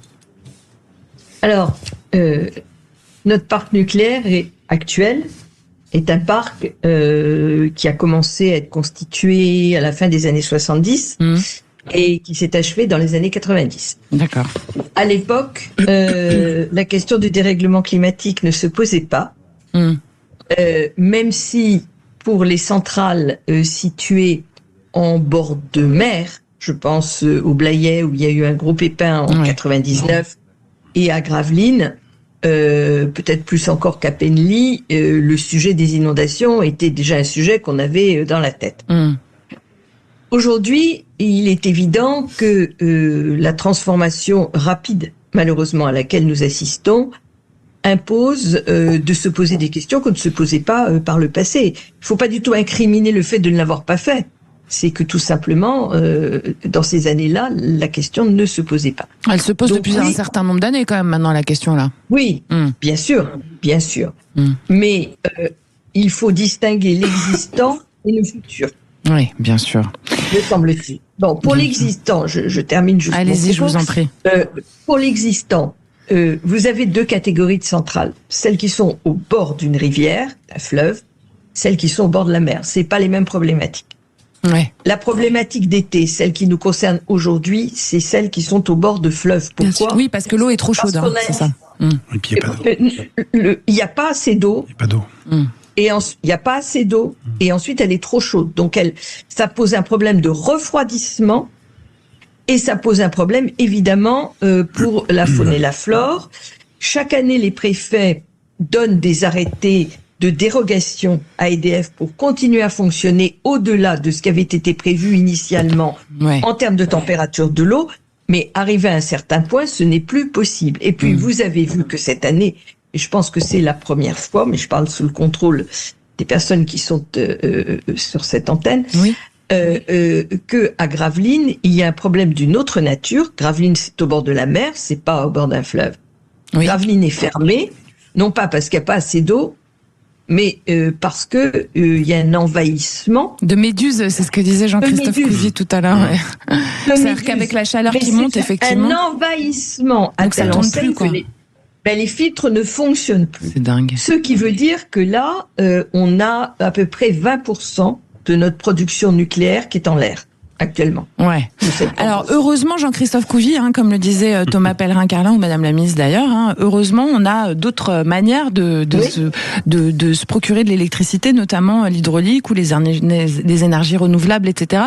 C'est-à-dire que peut-être c'est enfin un sujet en France où on a été un petit peu en anticipation. Oui, oui. En fait, c'est 118 000 emplois temps plein d'ailleurs, les énergies renouvelables, pardon. C'est aussi un problème de souveraineté. Il faut justement qu'on sorte de l'énergie fossile. Et on voit d'ailleurs le meilleur exemple. Alors, il y a plein de détracteurs qui disent non, mais des éoliennes ça sert à rien, etc., etc. C'est les Chinois. Les Chinois, eux, en fait, ils ont complètement explosé justement dans les énergies renouvelables, notamment avec les éoliennes et le solaire. Et en fait, ils sont arrivés à un peu plus de 30%, je crois, de leur autonomie, rien que 36%. C'est 36% d'énergie renouvelable dans leur autonomie de création. Et du coup, là-dedans, il y a le solaire, il y a l'éolienne, etc. Il y a l'hydroélectricité, etc. Et donc, en fait, nous, on est le nucléaire, c'est 68% de notre production électrique en 2025. Et il faut qu'on continue justement à investir dans ces énergies renouvelables. Et notamment, grâce aussi, c'est la finance responsable qu'on appelle. Il faut forcer aussi un petit peu les entreprises à passer au vert. Moi, je parle en tant que tel, puisque je suis président de l'IRCANTEC, qui est un institut, qui est une caisse de retraite. Maintenant, il y a des amendes avec le RSE. Mais oui, mais c'est pour ça, en fait. il faut qu'on engage. Il y a l'accord de Paris qui prévoyait le réchauffement à moins de 2 degrés et certains investissements institutionnels dans leur portefeuille, puisqu'on prend la température de nos portefeuilles maintenant dans les fonds, et on est par exemple à moins d'1,5 degré. Donc en fait, on force aussi les entreprises à s'engager sur justement sur le climat et de se décarboner quelque part. Alors il y a une bonne nouvelle, ça lié à Etamou, c'est que la EDF a annoncé un programme d'environ 9 milliards d'euros sur 15 ans pour adapter ses installations au changement climatique. Vous allez pouvoir nous en parler aussi, Thomas. Mais du coup, en fait, ce que je disais tout à l'heure, c'est qu'on reste en plus exportateur d'électricité. Enfin, un truc où ça marche, quoi. Ça fait du bien cette émission-là. Qu'est-ce que vous en pensez, Salia ? J'en pense que normalement, un pays comme la France, qui est la 5e puissance mondiale, a les moyens de faire les choses. Encore une fois, je vais juste revenir sur l'explication à nos auditeurs. Pour un réacteur nucléaire, il pompe 50 mètres cubes par seconde. Faut quand même avoir le schéma. Et d'eau froide. Oui, je reviens en arrière parce que c'est important. Quand il la rejette, il rejette 10 degrés de plus. Ça veut dire que derrière, quand il les rejette, par exemple, on pompe... vous avez bossé votre sujet. Bien sûr. 28 degrés, vous imaginez pour l'écosystème, quand il rejette à 38 degrés, il y a tout un écosystème qui est détruit, faut dire les choses. Il y a des lois qui existent et donc forcément, ils sont obligés d'arrêter à un moment donné les pompes. Donc elles font plus leur travail. Donc en fait, encore une fois, on va reparler de chaîne. Ça veut dire que si la première chaîne ne fonctionne pas correctement, tout le reste, ça a des impacts. Et ces impacts-là, aujourd'hui, on les retrouve. On a, pour vous donner quelques chiffres, parce que oui, effectivement, j'ai bossé mon sujet. D'ici 2050, il y a l'étude IRSN, qui date de 2024, qui dit que 30% du parc sera indisponible plus de 50 jours par an à cause du manque d'eau. 50 jours par an, c'est énorme. Alors moi, j'adore la bougie. Voilà, je veux bien. Mais on vient de le dire, il y a d'autres sujets. Il y a d'autres manières de s'éclairer. Heureusement, nous ne sommes plus au XVIIe siècle. Thomas Pellerin-Carlin, comment on fait ?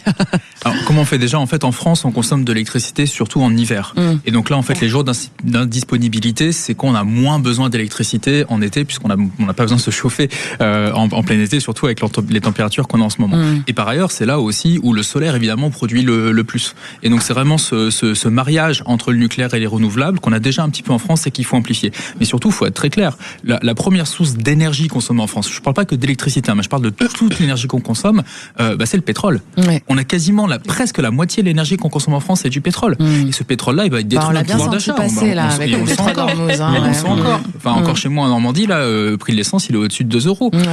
Et donc là, il faut clairement passer à l'électrique. Et donc là, il faut investir dans notre système électrique, dans la production nucléaire, dans les renouvelables, dans le réseau, en se disant que c'est pas simplement pour le consolider, c'est aussi pour qu'on puisse consommer plus d'électricité et donc être plus autonome, plus indépendant, plus souverain et consommer du coup moins de pétrole et moins de gaz. Et à la fin tout ça fait plus d'argent pour les Français parce que cet argent il reste en France plutôt que d'aller chez Poutine. Oh, on adore. Il est 18h14 sur Sud Radio. Enfin des bonnes nouvelles. Restez avec nous pour la suite de ce débat. Dans un instant, c'est le coup de fil de l'été qui continue. À tout de suite. 17h-20h, les vraies voix Sud Radio. Les vraies voix Sud Radio, 17h-19h, Judith Belair. Et je vous rappelle que vous êtes ce soir avec Salia Aïtamou, qui est humoriste, entrepreneur, fondatrice du Woman Comedy Tour et chroniqueuse. Et puis Jean-Christophe Couvi, qui est secrétaire national du syndicat de police unité. On continue le grand débat. Les vraies voix Sud Radio. On a chaud et notre réseau électrique aussi. Avec cette chaleur, nos centrales nucléaires sont mises à rude épreuve. RTE, le gestionnaire du réseau électrique, rappelle que certains réacteurs peuvent réduire leur production quand l'eau des fleuves devient trop chaude. Alors il y a même des méduses, on a appris ça. Avec ces étés de plus en plus brûlants, est-ce qu'on peut encore compter sur notre parc nucléaire ? C'est la question qu'on vous pose sur YouTube. Vous n'hésitez pas à les commenter, à nous appeler au 0826 300 300. Pour en parler, on est avec Thomas Pellerin-Carlin, qui est député européen, place publique, ancien chercheur, directeur du Centre Énergie de l'Institut Jacques Delors. Je reprends ma respiration, spécialiste de la politique européenne de l'énergie. Si vous avez d'autres titres ou c'est bon, j'ai tout dit ? J'en ai aussi, mais je vais vous les épargner. D'accord. Et puis on est avec Corinne Lepage, Madame le ministre, avocate, ancienne ministre de l'Environnement, auteur de Le discrédit écologique ou comment sortir du backlash aux éditions Gallimard. Alors avant de filer au standard et de parler avec notre auditeur, Madame la ministre, je voudrais savoir pourquoi vous avez appelé votre livre comme ça, Le discrédit écologique ou comment sortir du backlash ? Parce que c'est une réalité. Ouais. Je veux dire là, l'été a fait que entre les incendies et la canicule, la question écologique est redevenue totalement sur le devant de la scène. C'est vrai.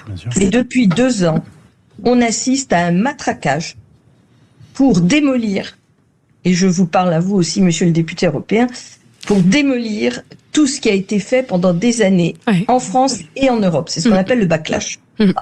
disant l'écologie, il y en a ras-le-bol, c'est punitif, ça enquiquine tout le monde, faut arrêter avec ce machin-là, c'est pas bon pour la rentabilité des entreprises, ça sert à rien, ça enquiquine tout le monde. Bon, là, on se rend compte que peut-être qu'il y a des mesures à contester, à discuter, des choses à améliorer, tout peut toujours être amélioré. Mais le problème, il est fondamental. C'est-à-dire qu'il faut comprendre que maintenant, ce sujet du climat, que ce soit la réduction de nos émissions de gaz à effet de serre, et vous aviez raison de rappeler la consommation de pétrole, parce que il faut évidemment s'adapter, mais moins on en fera pour réduire les émissions, et plus il faudra s'adapter. Ouais. Donc il faut faire les deux. C'est un sujet qui est aussi important que le budget, qui est aussi important que la défense nationale, parce que c'est notre vie. C'est qu'est-ce qu'on va manger demain, parce qu'on va avoir des problèmes alimentaires au mois de septembre, à cause des problèmes de sécheresse. C'est comment on va habiter des maisons qui sont des fours à pain l'été, même si elles sont bien protégées l'hiver. Comment est-ce qu'on va se déplacer, etc. C'est donc notre vie en même temps que toutes les questions économiques et les questions de souveraineté. Donc ce sujet, il est central. Donc effectivement, ça a remis sur... J'ai donc appelé ce livre comme ça, et en recherchant pourquoi il y avait ce discrédit. Et mon idée, je la défends. On vous écoute. C'est de dire que en réalité, il y a un mouvement ultralibéral aux États-Unis en particulier, qui est très anti-écologique, qui a débouché sur ce qu'on appelle l'écophobie, que l'on retrouve dans certains mouvements d'extrême droite, mais que ceci est alimenté. C'est pour ça que je suis équilibrée dans ce que je dis. Merci, ceci est alimenté par du wokisme qui a fait de la question écologique, en réalité, un élément de l'intersectionnalité, mais un élément qui n'est pas plus important que le genre ou que ce que vous voudrez, et que donc, il y a une espèce de course à l'échalote entre l'extrême droite et l'extrême gauche. Et ça tue l'écologie. Merci Madame le Ministre. On va laisser Thomas Pellerin-Carlin reprendre la parole suite à votre petite invective, n'est-ce pas? Mais a priori, vous êtes d'accord avec tout ce que la ministre vient de dire? En fait, Corinne Lepage souligne qu'effectivement, depuis 2 ans au Parlement européen, il y a une majorité droite et extrême droite qui est en train de tout démanteler. C'est vrai ça? Oui, et avec des discours complètement déconnants. Enfin là, le projet de la droite et de l'extrême droite européenne, c'est de ralentir l'électrification des voitures pour transformer la nourriture en biocarburant. Enfin, si c'est ça le plan, si c'est le plan, c'est de dire en fait on va transformer du maïs et autre chose et en faire des carburants qui vont être d'ailleurs coûteux et en passant on va affamer la planète et augmenter le prix de la viande, augmenter le prix de la nourriture. Bah oui, effectivement, et par les humains et par les animaux, alors que on a une électricité française hyper abondante. Genre en France on n'a pas de pétrole mais on a l'électricité et donc là faut aller à fond là-dessus. Et moi je comprends pas pourquoi. D'ailleurs on exporte en plus, je l'ai dit tout à l'heure. Bien sûr. Et puis on a en plus en France, enfin il y a Stellantis mais il y a notamment Renault qui est vachement en avance. On voit le succès de la R5 électrique, qui est vraiment cette nouvelle voiture populaire que moi je vois de plus en plus dans les campagnes normandes et aussi dans le reste de France. Moi c'est tout un imaginaire des années 80, pardon, c'est pour ça que vous me voyez sourire. Et voilà, mais je veux dire, la R5 électrique, la R5 électrique, c'est la R5 du 21e siècle, et c'est beaucoup plus intelligent d'utiliser de l'électricité française à mettre dans la R5 plutôt que d'importer du soja du Brésil pour faire des carburants, pour mettre ça dans des voitures qui vont être très coûteuses et dont les prix vont toujours dépendre des prix du pétrole et ça va détruire le pouvoir d'achat des Français. Allez, un petit mot vite fait, mes vraies voix, parce qu'on est pris par le temps. Saléa et Tamour, réagissez à ce que vous venez d'entendre. Moi, je suis complètement d'accord avec ce que dit Madame la Ministre. De toute façon, c'est que, effectivement, c'est une priorité fondamentale et c'est une priorité d'urgence. Parce que on le voit, on parle d'affamer la population. Mais regardez, rien qu'à Paris, dehors, il y a des gens qui sont encore dehors. Et ça devrait plus exister dans notre pays. Jean-Christophe Couvi. Moi, j'aimerais rappeler que c'est pas moi qui l'ai dit, c'est la Banque de France, qu'une canicule sévère l'été, c'est 7 points de PIB. Pour la France en moins, et des inondations en novembre, c'est 4 points de PIB. Donc on est à 11 points de PIB. Oui, parce que là on sort des incendies, on espère, et puis ça va arriver les inondations. Mais bien sûr, il va y avoir les inondations. Ouais. Nous on s'y prépare en tant que policiers, les CRS, etc. On a des Zodiac et tout. Donc c'est le produit intérieur brut qui est touché. Et par exemple, il faut toujours comparer le problème des retraites entre guillemets, c'est 14 points de PIB. Donc vous voyez, d'un côté on a effectivement justement les canicules, l'environnement qui coûte 11 points de PIB, et il faut réellement faire quelque chose parce que ça, on pourra pas, ça va augmenter en fait d'année en année et à un moment donné, il faut vraiment s'attaquer au problème. Bon, la bonne nouvelle, c'est qu'on s'en saisit. Alors, c'est une question qu'on vous posait sur YouTube. Est-ce qu'on peut compter sur notre parc nucléaire? A priori, nos invités nous ont répondu et on est un peu rassurés. On va quand même aller voir ce que nous disent nos auditeurs, Quentin Saunier. Et oui, puisque nos auditeurs répondent oui à 65%. Ils nous laissent aussi beaucoup de commentaires. On a Christian qui nous dit oui, avec un bon entretien et sans les rivières secs, nous pouvons compter sur le nucléaire. Et on a Patrick qui nous dit nous étions leaders dans le domaine, mais je crains qu'il va bientôt falloir choisir entre rouler à l'électrique, travailler ou se chauffer l'hiver. Tout ne sera pas possible. Merci beaucoup. Continuez à commenter, vous les auditeurs de Sud Radio. On adore vos petits commentaires. Vous nous appelez au 0826 300 300 aussi. Je vous remercie, Madame Lepage, Madame la ministre, avocate, ancienne ministre de l'Environnement, auteur de Le Discrédit écologique ou Comment sortir du backlash. C'était aux éditions Gallimard. Merci d'être venu participer avec nous. Vous aussi, merci Thomas Pellerin. Carlin, je rappelle que vous êtes député européen, place publique, ancien chercheur, directeur du Centre Énergie de l'Institut Jacques Delors et spécialiste de la politique européenne de l'énergie. J'ai pas repris ma respiration cette fois-ci. C'est meilleur. Merci, restez avec nous 18h24 dans un instant et on va prendre un peu le pouls de nos boulangers, tout de suite. Les vraies voix Sud Radio. Et puis d'ailleurs, oui, quand il fait 40 degrés dehors dans un fournil, ça peut devenir étouffant, clairement. Entre les fours allumés, le travail physique et les longues heures debout, nos boulangers sont en première ligne face à la canicule. D'ailleurs, on va leur demander comment ils font pour travailler en ce moment. On file à Pélisson dans la Loire. Bonsoir Célia Guillet. Bonsoir. Vous êtes gérante de la boulangerie L'Or Blanc. Oui, tout à fait. Alors, comment vous faites? Merci beaucoup, au revoir. Allez-y, on vous écoute, Célia. On n'a pas beaucoup de solutions, malheureusement. Nous, on n'a pas de clim dans le fournil. On ne peut pas ouvrir les fenêtres ni les portes par rapport aux réglementations. Ouais. Donc, à part bien s'hydrater, essayer de mettre des petits brumisateurs sur nous, c'est tout ce qu'on peut faire. D'accord, mais pourquoi vous n'avez pas installé de clim, du coup?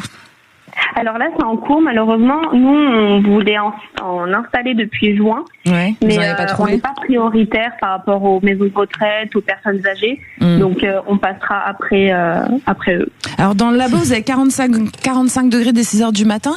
C'est quoi vos petits trucs et vos astuces, justement, pour éviter d'étouffer, quoi? D'étouffer, on n'a pas grand-chose. Là, on essaye surtout d'essayer un peu d'isoler la chaleur à un endroit. Nous, d'essayer de faire quand même de temps en temps des courants d'air. Mais non, on n'a pas beaucoup de solutions. Vous êtes combien dans votre équipe? On est 7. D'accord. Et est-ce que vous avez déjà quelqu'un qui a dû arrêter de travailler ou qui a fait un malaise chez vous? On a eu de la chance, on n'a pas eu d'arrêt, mais on a eu quelques malaises, quelques vomissements pendant les fortes chaleurs sur des matinées. Mais non, c'était intense. Et alors, en fait, vous commencez très très tôt, vous commencez vers 2-3 heures du matin, c'est ça les boulangers? Tout à fait. Donc finalement, la nuit, ça va à peu près? C'est ça, en fait. La chaleur, elle commence à arriver... Nous, le four déjà balance beaucoup de chaleur. Ah bah oui, c'est ça. Pendant la nuit, voilà, c'est surtout le four qui envoie beaucoup. Et après, dès que le soleil commence à taper vers 7h, 8h, là, dans le magasin et dans le fournil, la chaleur est vraiment beaucoup plus haute. On y pense à ces boulangers et à toute cette France qui se lève tôt et qui nous fournit du bon pain, de la bonne nourriture, nos agriculteurs aussi et tout, qui souffrent vraiment en ce moment. Et vraiment, c'est des métiers essentiels. Qu'est-ce qu'on ferait sans eux, Jean-Christophe Coué? Oui, c'est des métiers... Mais en fait, c'est vrai que le commun des mortels, entre guillemets, ne voit pas l'arrière-boutique. On ne sait pas, on achète notre pain, on se pose pas la question. Pareil pour le BTP, dans le bâtiment, je les vois encore construire actuellement là, en face de notre travail. Ils commencent tôt, mais même dans l'après-midi, ils sont en train d'être sur les immeubles.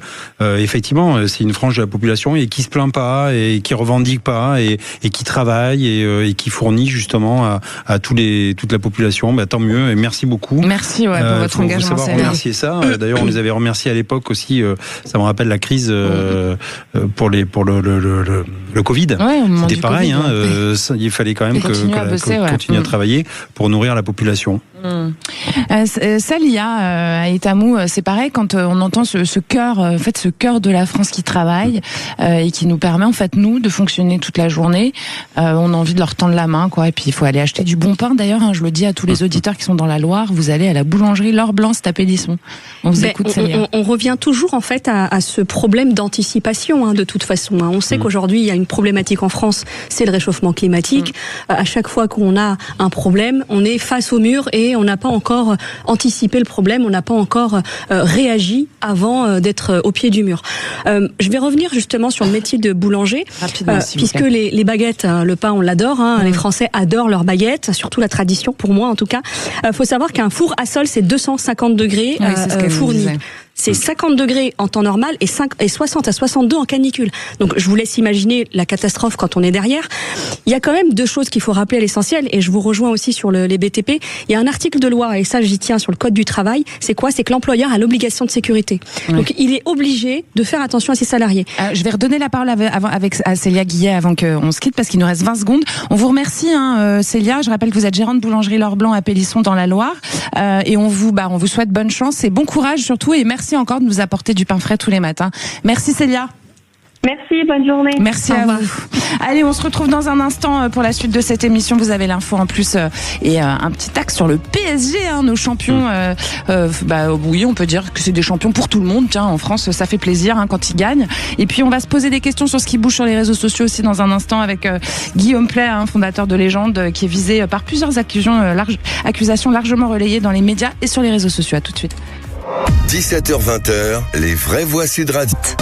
Les vraies voix Sud Radio, 17h-19h, Judith Belair. Juste avant de vous rappeler nos vraies voix du jour, quand même, on me glisse une information, c'est que le titulaire, un des titulaires, parce qu'ils sont deux, Cécile de Ménibus et Philippe David, mais le titulaire de cette émission, c'est son anniversaire aujourd'hui. Donc on lui souhaite un joyeux anniversaire. Joyeux anniversaire, Philippe David. 18h31, un petit rappel de vos vraies voix du jour. Célia Aitamou, qui est humoriste, entrepreneur, fondatrice du Women Comedy Tour et chroniqueuse aussi. Et puis Jean-Christophe Couvi, secrétaire national du syndicat de police Unité. Tout de suite, c'est l'info en plus avec Quentin Barbaza. Les vraies voix Sud Radio. Est-ce que le PSG est invincible ?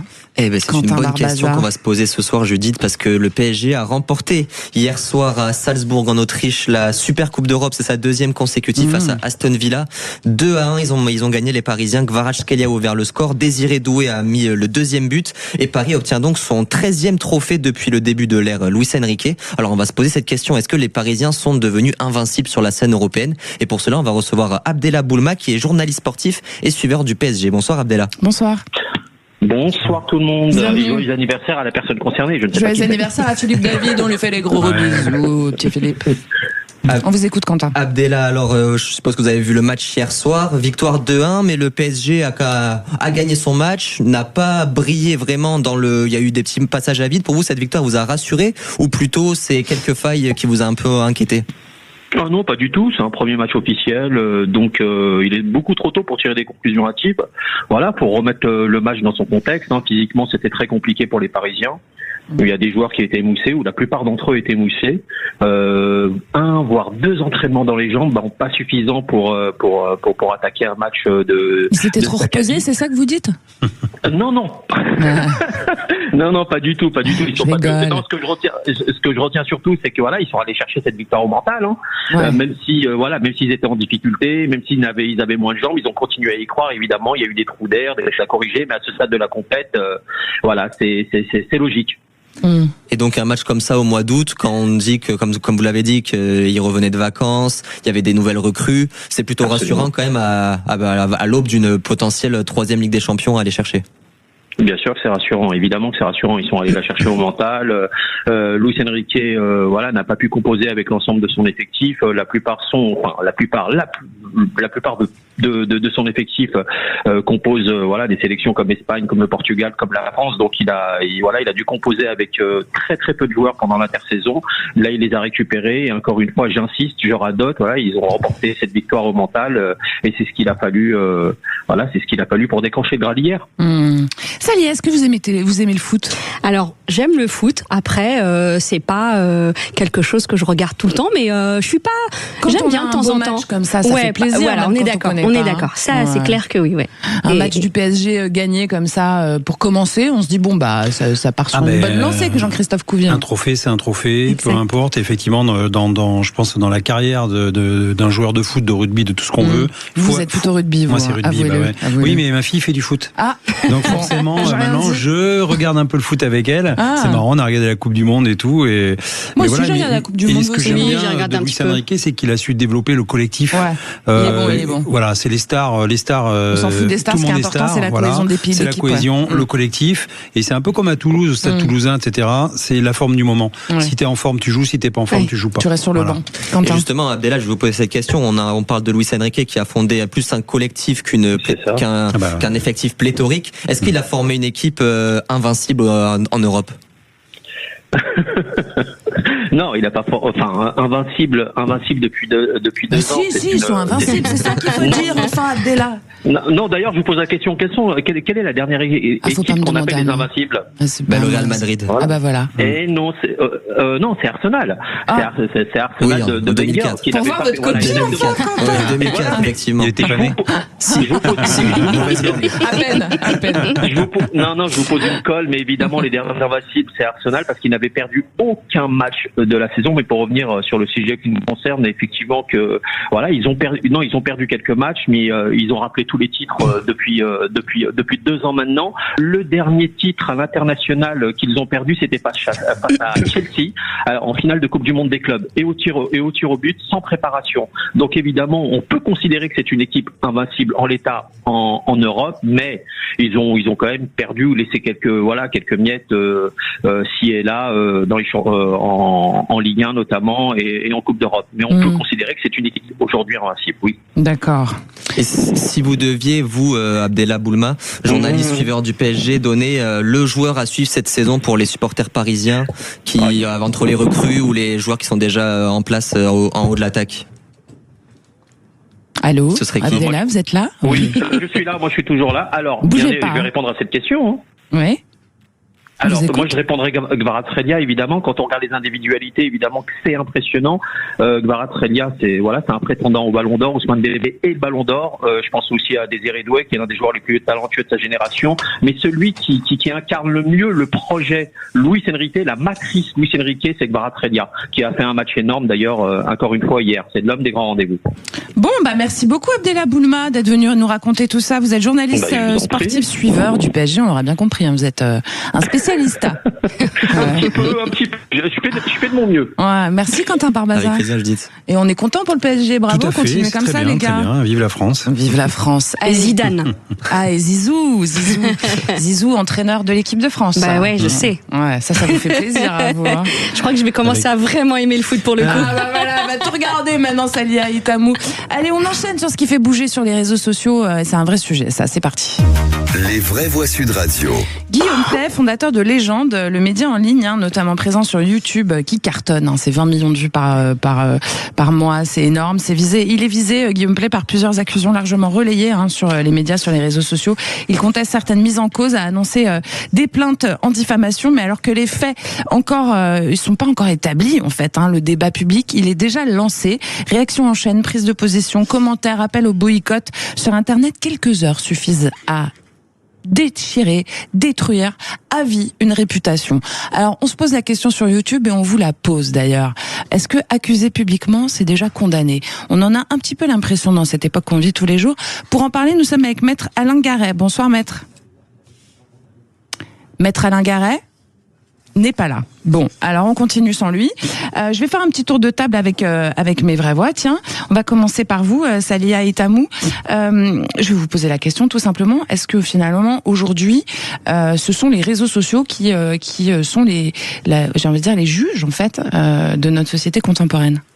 Alors non, ça ne deviendra jamais des juges de notre société, puisque on revient sur le principe de la loi fondamentale et donc de la justice. Il y a l'article 9-1 du Code civil qui parle de la présomption d'innocence. Donc à partir de là, il n'y a pas de justice qui se fait sur la place publique. À partir du moment où il n'y a pas de... vous direz, il y a des preuves d'échange, vous avez vu les SMS qu'il échangeait quand il avait 26 ans, etc. Oui, bien sûr, mais en attendant, nous, on est qui pour pouvoir juger des situations? Les situations, elles se jugent dans un tribunal. On est bien d'accord. Jean-Christophe Couvier, j'imagine que vous êtes d'accord avec ça? Oui, en tant que flic déjà, en tant que policier, nous on instruit toujours à charge et à décharge, et effectivement, il y a le temps des médias, le temps des réseaux sociaux, qui est aujourd'hui une société où on réagit, on surréagit très rapidement, et le temps judiciaire, j'allais dire, qui lui justement est un temps beaucoup plus long. Mais après, comme disait Francis Bacon, calomnier, il en restera toujours quelque chose. Donc en fait, c'est exactement ça. C'est-à-dire que vous lancez ou même des fakes, ou alors vous inondez d'immondices des personnes, et même si après... Aujourd'hui, on peut vraiment détruire quelqu'un comme ça. On peut détruire, puis c'est la preuve, et puis même le principe de précaution. Mais il y a un petit problème aussi avec les gens qui réussissent en France, quoi. Comme par hasard, lui, il est très visible. Alors ça, c'est très français. Effectivement, les anglo-saxons, par exemple. Alors moi, je connais pas cette personne, et d'ailleurs, je sais même pas, les gens, je connaissais pas du tout. Mais je dis, écouter maintenant. Ouais, je sais, je suis old fashion, je suis vintage. Mais non, mais en revanche, voilà, on est tellement habitués, on a eu ça avec Koé, on a vu ça avec plein de personnes, où d'un seul coup, on lance plein de... Mais oui, en fait, et à la fin, ça fait pchit. Et du coup, ces personnes-là, après, sont pas réhabilitées non plus. Parce qu'il y a toujours un soupçon. On dit, ah oui, mais quand même, tu vois, il y a quand même, il n'y a pas de fumée sans feu. Bon. Maître Alain Garret, ça y est, vous êtes avec nous. Oui, bonsoir. Bonsoir, maître. Vous êtes avocat au barreau de Paris et Bordeaux, et vous êtes spécialiste du cyberharcèlement. Est-ce que pour vous, Guillaume Pley se fait harceler? C'est une question que je ne connais pas. J'ai pas accès au dossier. Les faits en question, ils sont rapportés par la presse. Oui, mais vous avez vu la vague de commentaires et d'observations et d'accusations en ce moment sur les réseaux sociaux à son sujet. Une vague n'a jamais fait une condamnation, chère madame. Je suis bien d'accord. Non, la difficulté, c'est est-ce que ce droit à la présomption d'innocence est intangible. Alors, on a deux logiques qui s'affrontent, la logique judiciaire, la logique médiatique. Ce ne sont pas du tout les mêmes ressorts. Alors, même si la réponse juridique semble inaudible, et j'entends bien, mais en revanche, je crois qu'il faut considérer que les règles de droit s'imposent à tous, mais que pour autant, et là je suis très nuancé, cette règle de présomption d'innocence qui s'adresse uniquement au juge, d'ailleurs, n'est pas un principe qui a viré par ailleurs de donner un retentissement public à des faits qualifiés comme tels. C'est très important. Ça n'empêche pas du tout la parole des victimes, ni le jugement de l'opinion publique. Alors, c'est quoi le jugement de l'opinion publique? Bon, donc je crois qu'il faut être très prudent, certes, mais pour autant ne pas étouffer la parole de ceux qui se prétendent victimes. Merci beaucoup, maître. Pour refaire un petit peu de mise en contexte, Guillaume Pley, il a animé une émission pendant très longtemps sur une radio concurrente que je vais citer pour cette fois-ci, Énergie. Il avait 26 ans au moment où on lui reproche des faits d'échange de messages avec une jeune femme de 14 ans qui lui évoquait des propositions un peu salaces. Lui-même s'est excusé en disant que ces messages n'émanaient pas tous de lui, etc. Et finalement, quand on commence à rentrer un peu dans cette affaire, on se rend compte qu'effectivement, comme c'est une affaire qui n'est pas réglée pour l'instant et qui est en jugement, Jean-Christophe Couvi, qui va être en jugement, je pense qu'il faut simplement arrêter de commenter parce qu'on ne sait pas qui dit quoi, qui dit vrai, etc. Et pour l'instant, tant qu'on n'a pas de preuves et un juge qui s'est penché dessus, il faut arrêter de commenter. De toute façon, il faut caractériser l'infraction déjà, savoir si elle existe vraiment. Donc effectivement, il y a un dépôt de plainte, il doit y avoir un dépôt de plainte et derrière une enquête. Et il n'y a que là où on peut savoir si effectivement l'infraction est caractérisée. Ouais. Et n'oublions pas que c'est le procureur de la République qui a l'opportunité des poursuites. Voilà. Donc et une fois, parce que souvent l'ignorance est bavarde, c'est ce qu'on dit souvent, c'est-à-dire quand on connaît pas le sujet ou on regarde les on-dit, effectivement on accuse sans savoir. Bon, et une fois, ça c'est le métier de policier en fait, et après on mène cette enquête, et après les magistrats suivent ou suivent pas. Mais oui, c'est très compliqué aujourd'hui. Encore une fois, c'est ce tribunal médiatique et de réseaux sociaux qui est insupportable. On est d'accord. Il est 18h43, on continue cet échange, on commence pas, on le continue effectivement juste après la pause. Je vous rappelle qu'on parle de Guillaume Pley qui est accusé par plusieurs accusations qui sont relayées un peu partout. Nous, on se demande simplement, c'est qui le juge dans l'histoire? C'est les réseaux sociaux ou c'est vraiment la justice? Il est 18h43, vous restez avec nous. Sud Radio, les vraies voix Sud Radio, 17h-19h, Judith Belair. On continue avec ce qui fait bouger les réseaux sociaux. On vous rappelle que Guillaume Pley, fondateur de Légende, le média présent sur YouTube, est visé par plusieurs accusations largement relayées dans la presse, sur les réseaux sociaux. Il en conteste certaines. Il a annoncé des plaintes en diffamation. Pourtant, avant même que les faits ne soient établis pleinement par la justice, tout simplement, l'affaire est déjà jugée, elle, sur la place publique. Prise de position, appel au boycott sur Internet. Une réputation peut basculer en quelques heures. Et c'est vraiment là-dessus que j'avais envie de recentrer le débat. L'idée, c'est pas de jeter l'opprobre public sur quelqu'un ou de décider de nous, qui est fautif ou pas, et tout simplement de laisser la justice faire son travail. Vous pouvez aller commenter, évidemment, sur YouTube à cette question. Est-ce que accuser publiquement, c'est déjà condamné? C'est une vraie question qu'on se pose d'ailleurs. Finalement, Salia Etamou, on l'a vu beaucoup, ça. Il y a effectivement des fois où la libération de la parole est très importante. Elle a amené à des découvertes terribles du type Epstein, ou de vrais déviants sexuels et des personnalités qui vraiment avaient besoin d'être mises derrière les barreaux, on peut dire ça comme ça.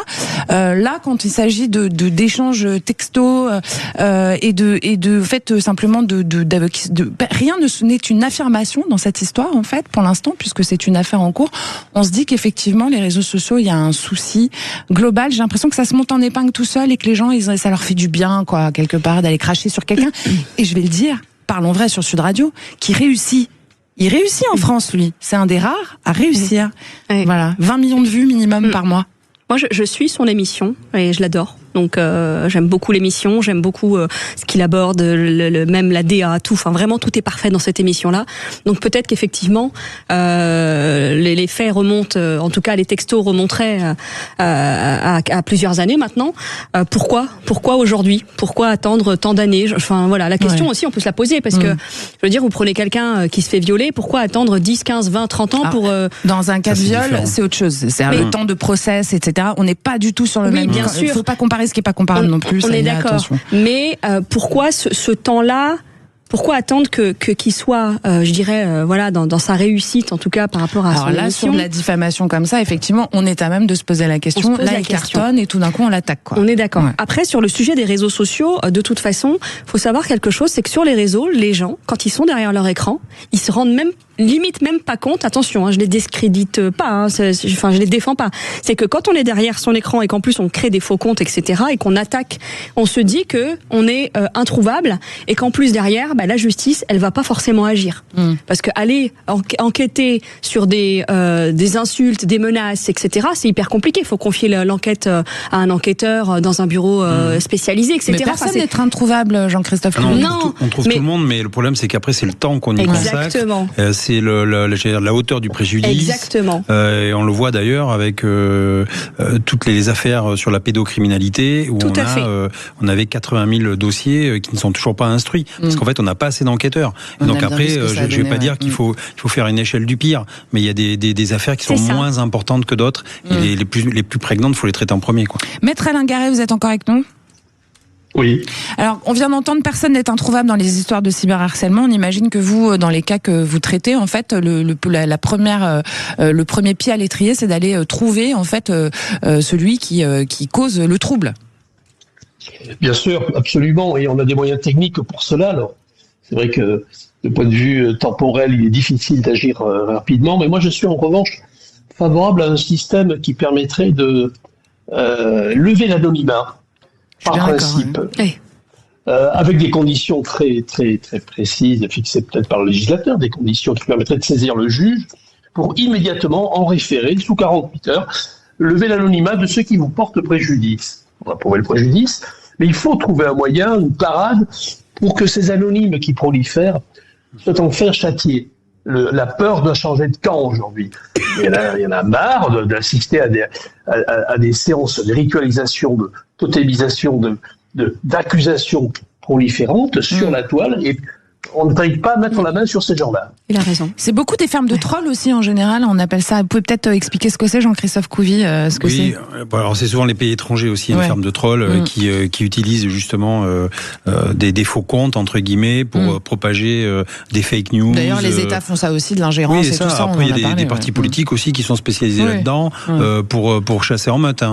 Voilà. La meute, c'est qui? Pardon. Voilà. Et souvent on le voit. On les a bien vus, ouais. Voilà. Non, mais surtout, c'est après les victimes, effectivement, quand on se sent victime de quelque chose. Il faut aller déposer plainte, faut pas hésiter.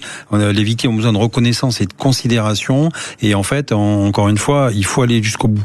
Mais là, accuser quelqu'un et rendre une sanction, alors même qu'on ait pu justement prouver quoi que ce soit, amener des arguments, etc. Mais voilà, c'est le coup de ça s'appelle le tribunal populaire, hein. Oui, tout à fait. Mais vous savez, la haine, c'est un carburant, hein. Donc, on voit que c'est toujours les mêmes personnes derrière qui incitent, qui insultent, qui menacent. Et là-dessus, je suis d'accord avec l'avocat. À un moment donné, il faut lever l'anonymat et il faut être sans pitié. Et puis, on peut en parler 2 secondes aussi. Il y a aussi le problème des médias, hein, puisque cette enquête, il y a une enquête qui a été publiée le mercredi 5 août avec justement les Inrecuptibles, hein, qui révèlent de nombreux témoignages dénonçant les comportements de Guillaume Pley. Donc, c'est totalement à charge. Donc, la presse aussi aujourd'hui, les médias en général, se permettent de faire des articles à charge avant même qu'il y ait eu une instruction. Oui, parce que c'est vendeur, hein. De toute façon, on sait tous que les médias, ils sont toujours en recherche de sujets. Donc là, c'est un sujet croustillant pour les médias. Faut dire ce qui est. Donc je vois pas. Enfin, c'est leur métier. Donc, mais il faut faire attention. L'info d'opinion, c'est pas tout à fait mon métier à moi, mais bon, il y a certains confrères qui préfèrent faire ça. Qu'est-ce que vous en pensez justement si finalement ça devrait pas être possible de publier des choses comme ça? Alors, les journalistes mènent des enquêtes aussi. Hein, attention, des fois il y a des journalistes d'ailleurs qui mettent des enquêtes qui sont plus ou moins enterrées. Et donc c'est aussi leur rôle, je pense, de porter au public des éléments, à condition que ces éléments existent et qu'on ait des preuves. Voilà. C'est-à-dire qu'il n'y a pas d'allégation, j'ai des preuves, je les garde précieusement si au cas où justement il y a un dépôt de plainte et je les mettrai à disposition de la justice. Il y a d'autres médias qui font ça. Mediapart le fait assez souvent. Donc il y a des médias spécialisés là-dedans. Après, c'est aussi des fois, moi je trouve, le rôle du journaliste justement de lever des cas qui échapperaient justement à la justice. D'aller creuser un peu plus. D'aller creuser et surtout peut-être de demander aux victimes aux personnes qui se sentent victimes justement d'aller justement d'avoir cette force d'aller déposer plainte. Dans ce cas-là, on parle pas d'agression ou de viol ou de rien de tout ça, hein, et on parle d'un média qui est quand même valorisé à 70 millions d'euros. Voilà. Donc, c'est-à-dire qu'à un moment donné, il faut. Après, peut-être que dans le milieu, c'est peut-être aussi quelqu'un qui balance des infos comme pour justement mettre un peu de gravier dans les rouages, parce que vous savez, on n'aime pas les réussites. Il y a beaucoup de jalousie, et donc forcément, ça crée de la jalousie, et on va chercher, on fait les poubelles pour essayer justement d'empêcher la personne de réussir. Voilà. Mais on sait tous que dans les poubelles, on n'a jamais trouvé d'or, hein. Non, mais bon. Des billets apparemment dernièrement. Mais il peut y avoir des victimes. Mais encore une fois, attention, il peut y avoir aussi des victimes. Ne jetez pas vos euros dans les poubelles. Il peut y avoir des victimes potentielles. Bon, accusé publiquement, est-ce que c'est déjà condamné? C'est la question qu'on vous posait sur YouTube. Et puis tiens, on va savoir un peu ce que vous dites avec vous, Quentin Saunier. Et oui, vous répondez oui à 77%. Et vous nous laissez aussi des commentaires. On a Véronique qui nous dit accusé publiquement, c'est déjà condamné, et il n'est pas le seul dans ce cas-là. Et on a Titouan qui nous dit désormais tout ce qui est publié sur les réseaux sociaux est tenu pour vérité absolue. Il faut faire gaffe. Merci beaucoup. Je remercie Maître Alain Garret, qui est avocat au barreau de Paris et Bordeaux et qui est spécialiste du cyberharcèlement, qui a participé à ce débat avec nous. Je vous remercie aussi, Jean-Christophe Couvi, d'avoir passé ces 2 jours avec moi. J'espère que j'étais pas trop embêtante. J'allais dire un gros mot. Vous êtes auto-censuré, c'est bien. C'est bien, vous êtes secrétaire national du syndicat de police unité. À bientôt. Hein. À très vite. Et puis Salia, on se retrouve demain. Parce que vous revenez avec Bruno Pomar, avec votre copain Jean-Christophe. On l'embrasse d'ailleurs. Salia Itamou. Merci. Vous êtes humoriste, entrepreneur, fondatrice du Women Comedy Tour et chroniqueuse. À demain. Merci, à demain. Et bien vous, à demain. Et je vous préviens, c'est ma dernière soirée avec vous en tête-à-tête de 17h à 19h demain, puisque à partir de lundi, vous serez avec Frédéric Brindel. Donc j'espère bien que vous serez au rendez-vous demain. Et puis tout de suite, on va aller retrouver Christophe Gicquel. Les destinations thermales de Nouvelle-Aquitaine présentent